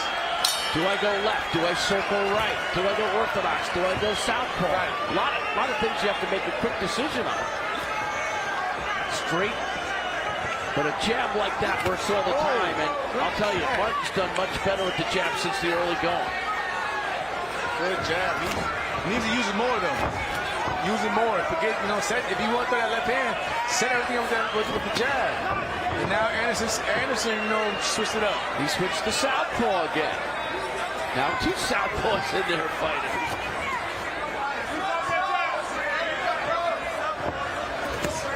Good body shot from Anderson.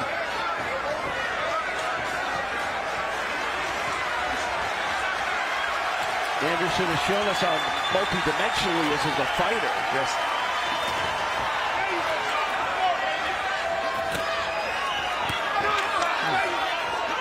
Martin keeping those punches right in the face of Anderson. Just like that. Oh, good job. Oh. Straight left hand. And here's Martin again, put pressure on. Time up. I got you. Stop. Let's go. Listen up. Martin has done his best damage when he's been the aggressor. Yeah. But he looks good every time he sets up the jab. When he sets up the jab, let go his left hand. Majority of the time it lands, and it lands flush because Anderson keeps pulling back out with his chin in the air. Stop. Here you go.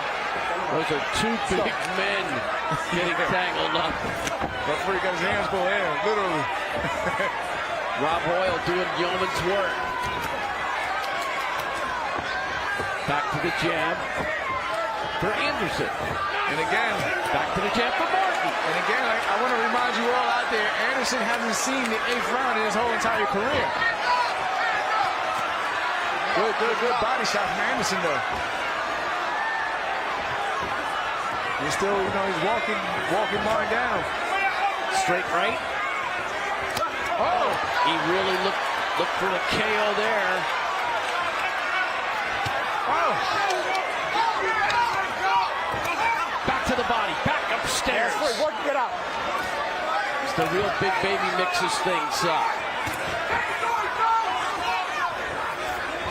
Charles Martin, the wily veteran, using that jab so much more. Anderson right to the body. That one hurt. You can feel that one all the way in Cleveland. Oh. 10 seconds. Final seconds of round 8. Martin scores. Anderson answers. Good fight. And Martin scores again. Martin got that jab through right before the bell. Good fight.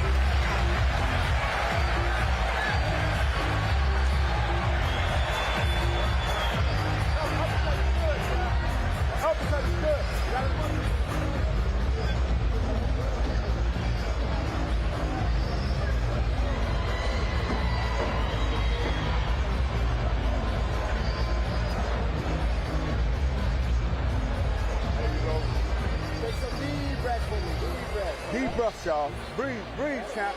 Breathe. 2 rounds to go. Once again, Jared Anderson has never been to the 9th round. He was never to the 7th. Then he was never to the 8th. And now he gets to the 9th for the first time. Against the Prince Charles Martin, who's put on some kind of show with only 10 days notice taking this fight. In his first fight in 10 months. Seconds out. Let's go. Sometimes you wonder if the body can do what the mind has done. Yeah. He's trying to show that it can. At age 37. It's good. It's good so far, though. That's why you have to be in shape all the time, right? Let's see what he has left. And I'm actually amazed. Remember, Martin took this fight on a short notice, but he looks good so far. He's had his moments. That's downstairs again. And Anderson has basically, he shows a lot of new things in here from himself as well. I'm pretty sure he's learning a lot about himself as well. And there's still plenty of time to find out. The jury is still out. Left hook landed by Anderson. I think Anderson needs to be aggressive in this round. Oh, really good punch by Martin. But like I said, every time he sits with that left hand, with the jab, that left hand is lined up perfectly to let go.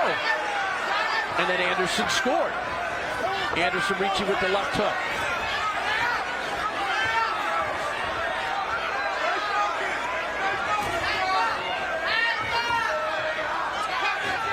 Martin's corner imploring him to keep those hands up.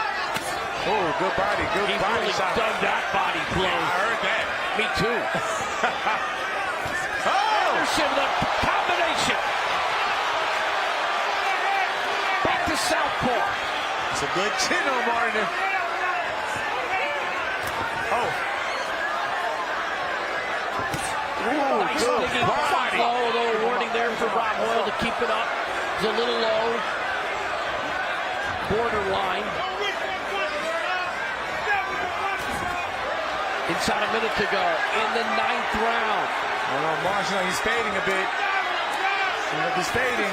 You don't want to fade against the young warrior. No. Now the crowd imploring Jared Anderson to get to work. Straight left hand by Anderson. Anderson just needs to cut the ring off. He's doing a lot of following and then going in the same circle. They're going in the right circle this whole entire round. Oh, left hand by the big baby. Good body, just slipping a little body shot there. Upstairs again with the straight left. And right now, a lot of circling by Martin, but not much boxing. Straight left again by Anderson. Oh. And Anderson backed up by Martin, who scored on a straight left hand to end the night.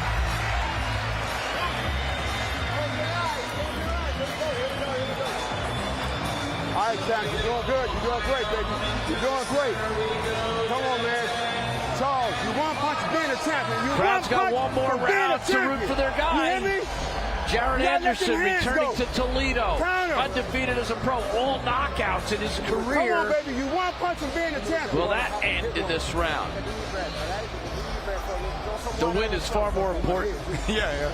Oh, yeah, definitely. Right now, the win is all that matters. Because right now, Martin has shown, displayed that he has a really good chin to hold up against Anderson's shot. So, with that being said, Anderson right now just needs to focus on just backing in the round. Instead of looking for the knockout.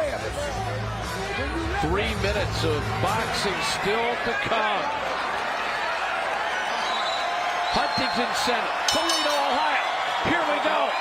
10th and final round for the WBA International and WBC USA heavyweight titles.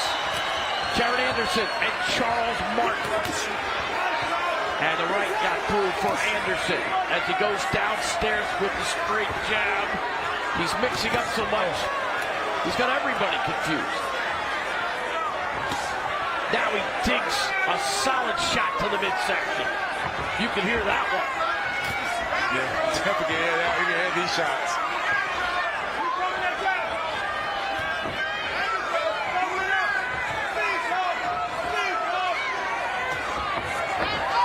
No question, an education tonight for Jared Anderson.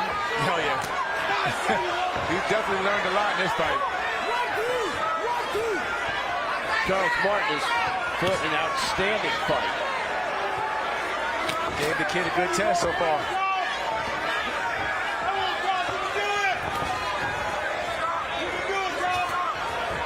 I would think that Martin knows he needs a knockout to win this fight.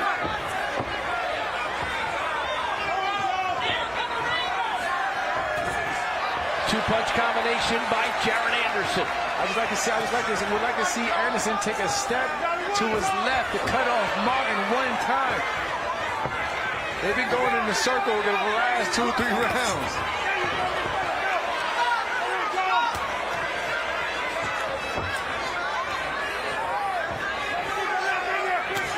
Oh, right hand. Two-punch combination. Martin shook his head, didn't bother. Martin comes back. Anderson chops to the body with the right.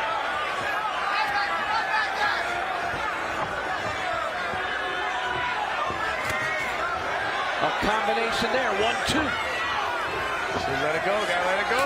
60 seconds to go. 10th and final round. Oh, that one to the body again, hurt. Upstairs combination put together by Jared Anderson. Right now, it seems like Martin just in survival mode. It's not much of anything coming from him. Been a terrific round for Anderson thus far. Yes. Crowd starts to chant Jared as they grow louder. Martin goes to the body. Final 20 seconds of the fight. Anderson lands a right. Heck of a fight in Toledo.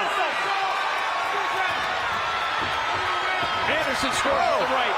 Martin scores with the left. Final seconds. Martin's last gasp attempt. And they end up jawing at each other and then hugging each other.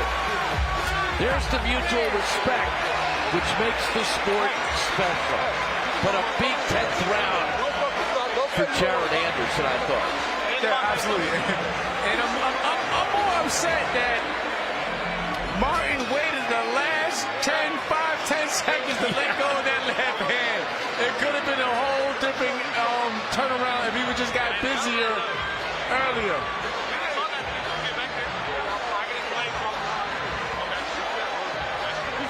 Was there a wink there at the end? Yeah, let's take a look at that.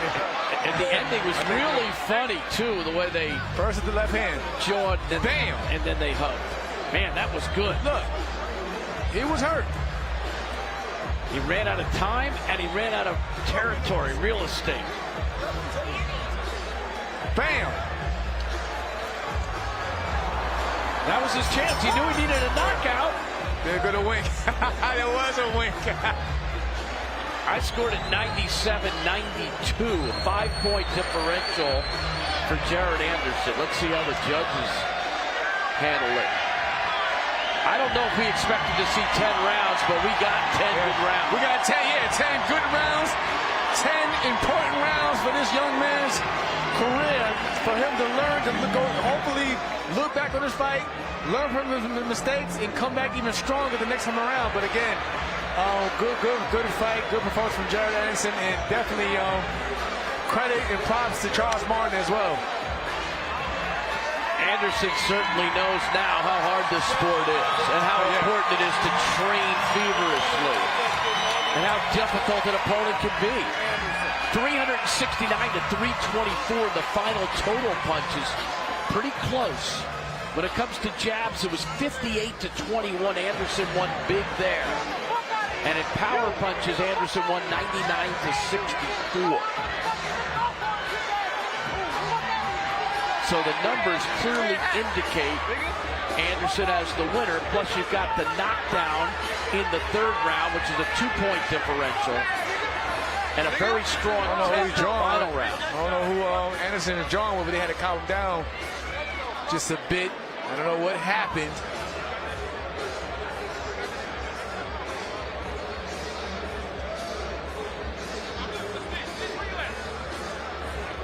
So we'll wait for the official decision.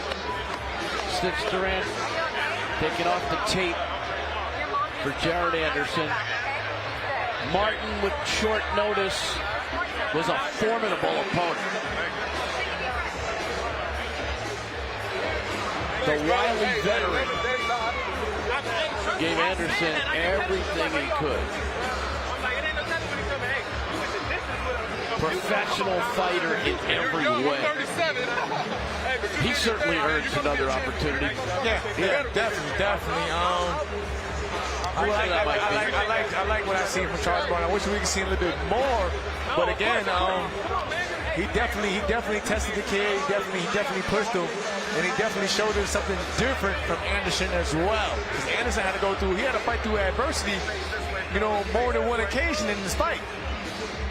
So Mark Chinook will tell us the official numbers in just a couple of seconds.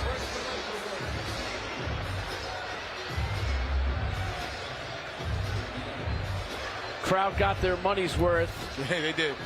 Definitely did. They got to root for their guy, but they got to root for him a little longer than they expected. Yeah, I agree.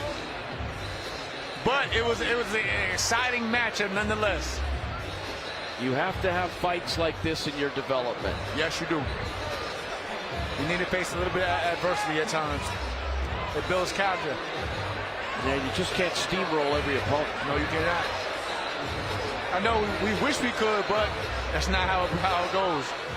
Some guys are just strong and have an excellent chin. And I think that's true for Martin. I ain't going over there for no.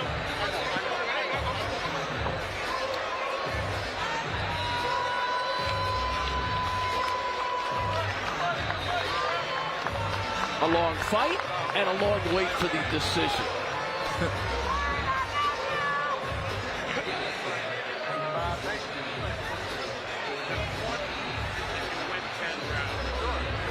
Bob Arum in the ring, giving some words of wisdom, I would think, to Anderson. He's telling him that age is not significant in life. That guy might be 37, but I'm telling you, those guys are smart, even if they're a little older, just like Bob. I mean, yeah, Bob, one of the best I can tell you. He's still the legend. Living legend. And fun to be around.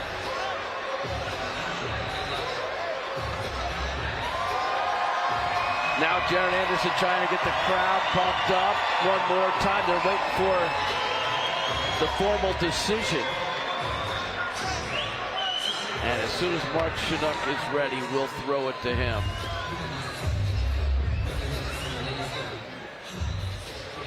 Here we go. Ladies and gentlemen, here inside the Huntington Center, Toledo, Ohio, after 10 rounds, we go to the judges' scorecards for the official decision. Mike Fitzgerald scores the bout 98-91. David DeYoung and Ben Rochester both have it 99-90. All in favor of your winner by unanimous decision. And still WBO International and WBC USA heavyweight champion from right here in Toledo, Ohio, Jared, the real Big Baby Anderson!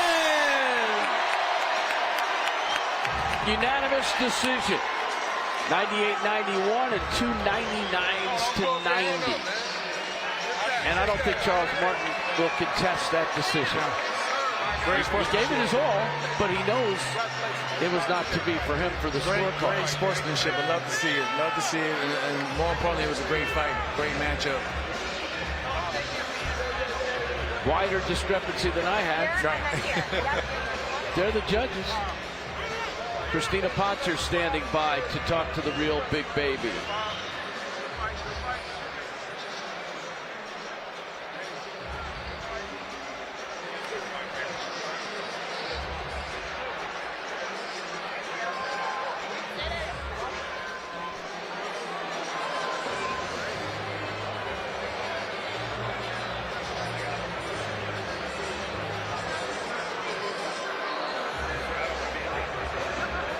Standing by for Christina's interview.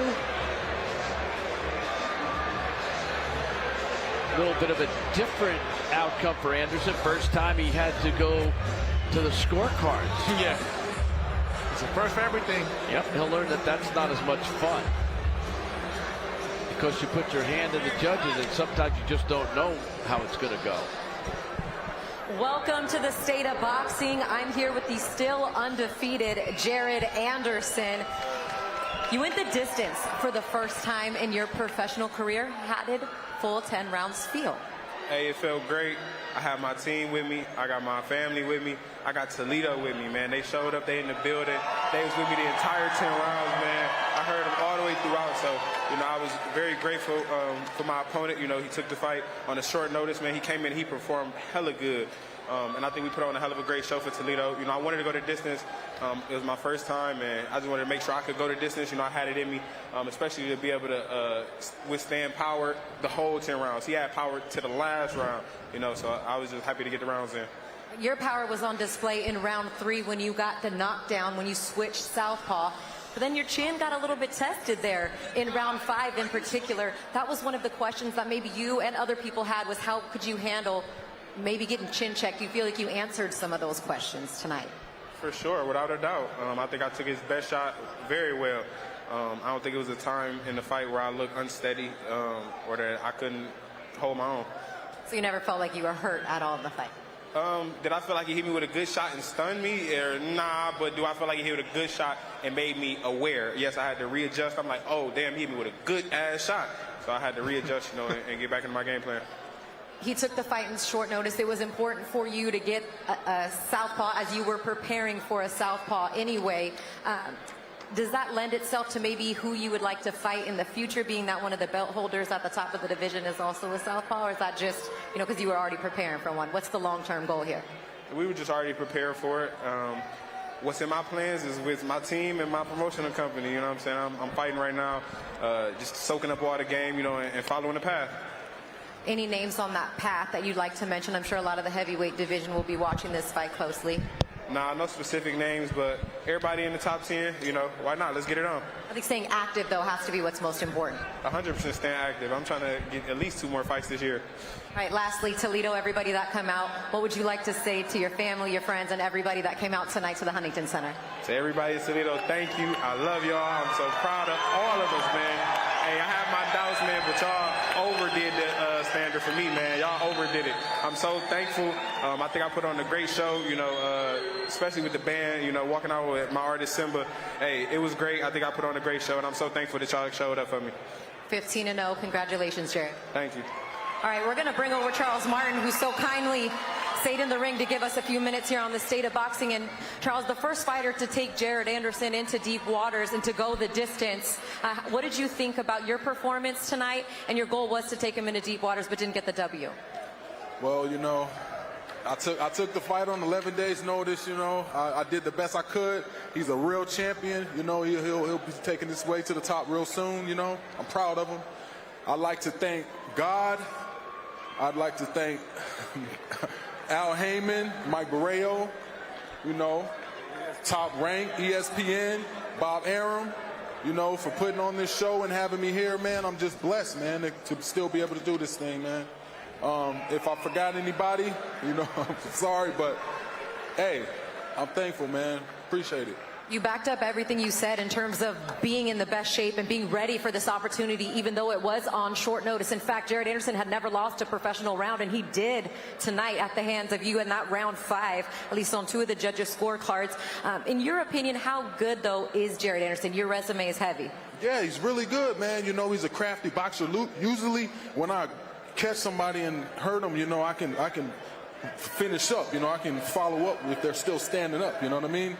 If they don't fall and take, you know, have to get their 8 count, usually I can follow up and do damage and put them away. But he is like a little middleweight. You know what I mean? Like, the dude is crafty as a motherfucker, and he was able to get out. Even when he was rocked, he was able to maneuver, get out the way. Hey, he gonna be a champion, man. He definitely gonna be a champion. What do you feel like's next for you, Charles? Huh? What's next for you? I know you said every fight at this point is like, you know, go back to the house, man, and go back to the drawing boards. You know, go back, see my twins, see my kids. You know what I'm saying? I'm still a father at the end of the day, so I'm just happy to be healthy and able to go back home. You know, make it home. Thank you, Charles, for your effort tonight. We appreciate you. Thank you, guys. Thank you. All right, guys, we'll send it up to you for more State of Boxing. Boy, was he gracious in defeat. And Jared Anderson also realizing he was tested tonight, and the respect for both men was, I think, shared. Yeah, oh yeah, they're absolutely class for both men. They gave each other their respect. They praised one another. And overall, again, Jared Anderson learned a lot tonight, and I'll look forward to seeing what's next. And what he did was he had to go the distance. He had to show his chin. He had to figure out different types of strategy along the way. He had to do all of that tonight against the wily veteran Prince Charles Martin. And so lessons are learned when you win, and lessons are learned when you lose. Yeah. But again, much respect to Charles Martin, you know, gracious in defeat. And same goes for Jared Anderson in victory. You know, very humble, level-headed, and again, you know, sky's the limit. So we can see. Well, let's see what's next. I think this will be a night he'll look back upon, and it may not be the perfect springboard he was looking for, but it will give him the foundation to continue in that quest to be a champion. Here were the last few rounds. I gave both of these last 2 rounds to Anderson, particularly the 10th round, when he really had to just continue to dig down deep. Yeah, he picked it up. He definitely picked it up. And there he is, waving to his hometown. And I think there was pressure. When you come back, there's a lot of people talking to you. There's a lot of things you try to accomplish. It's not easy. And all eyes in the arena are on you in your hometown. And he came through and ends up 15-0 as a pro. We also saw the youngsters, Dante Benjamin, Tiger Johnson, and Abdullah Mason tonight show their stuff. The Cleveland kids are forces to be reckoned with in the future. But the night belongs to the real big baby, Jared Anderson, who scores a unanimous decision over the Prince Charles Martin. For Jamel Herring, I'm Bruce Beck saying good night from Toledo, Ohio. Thanks for joining us on Top Rank Boxing.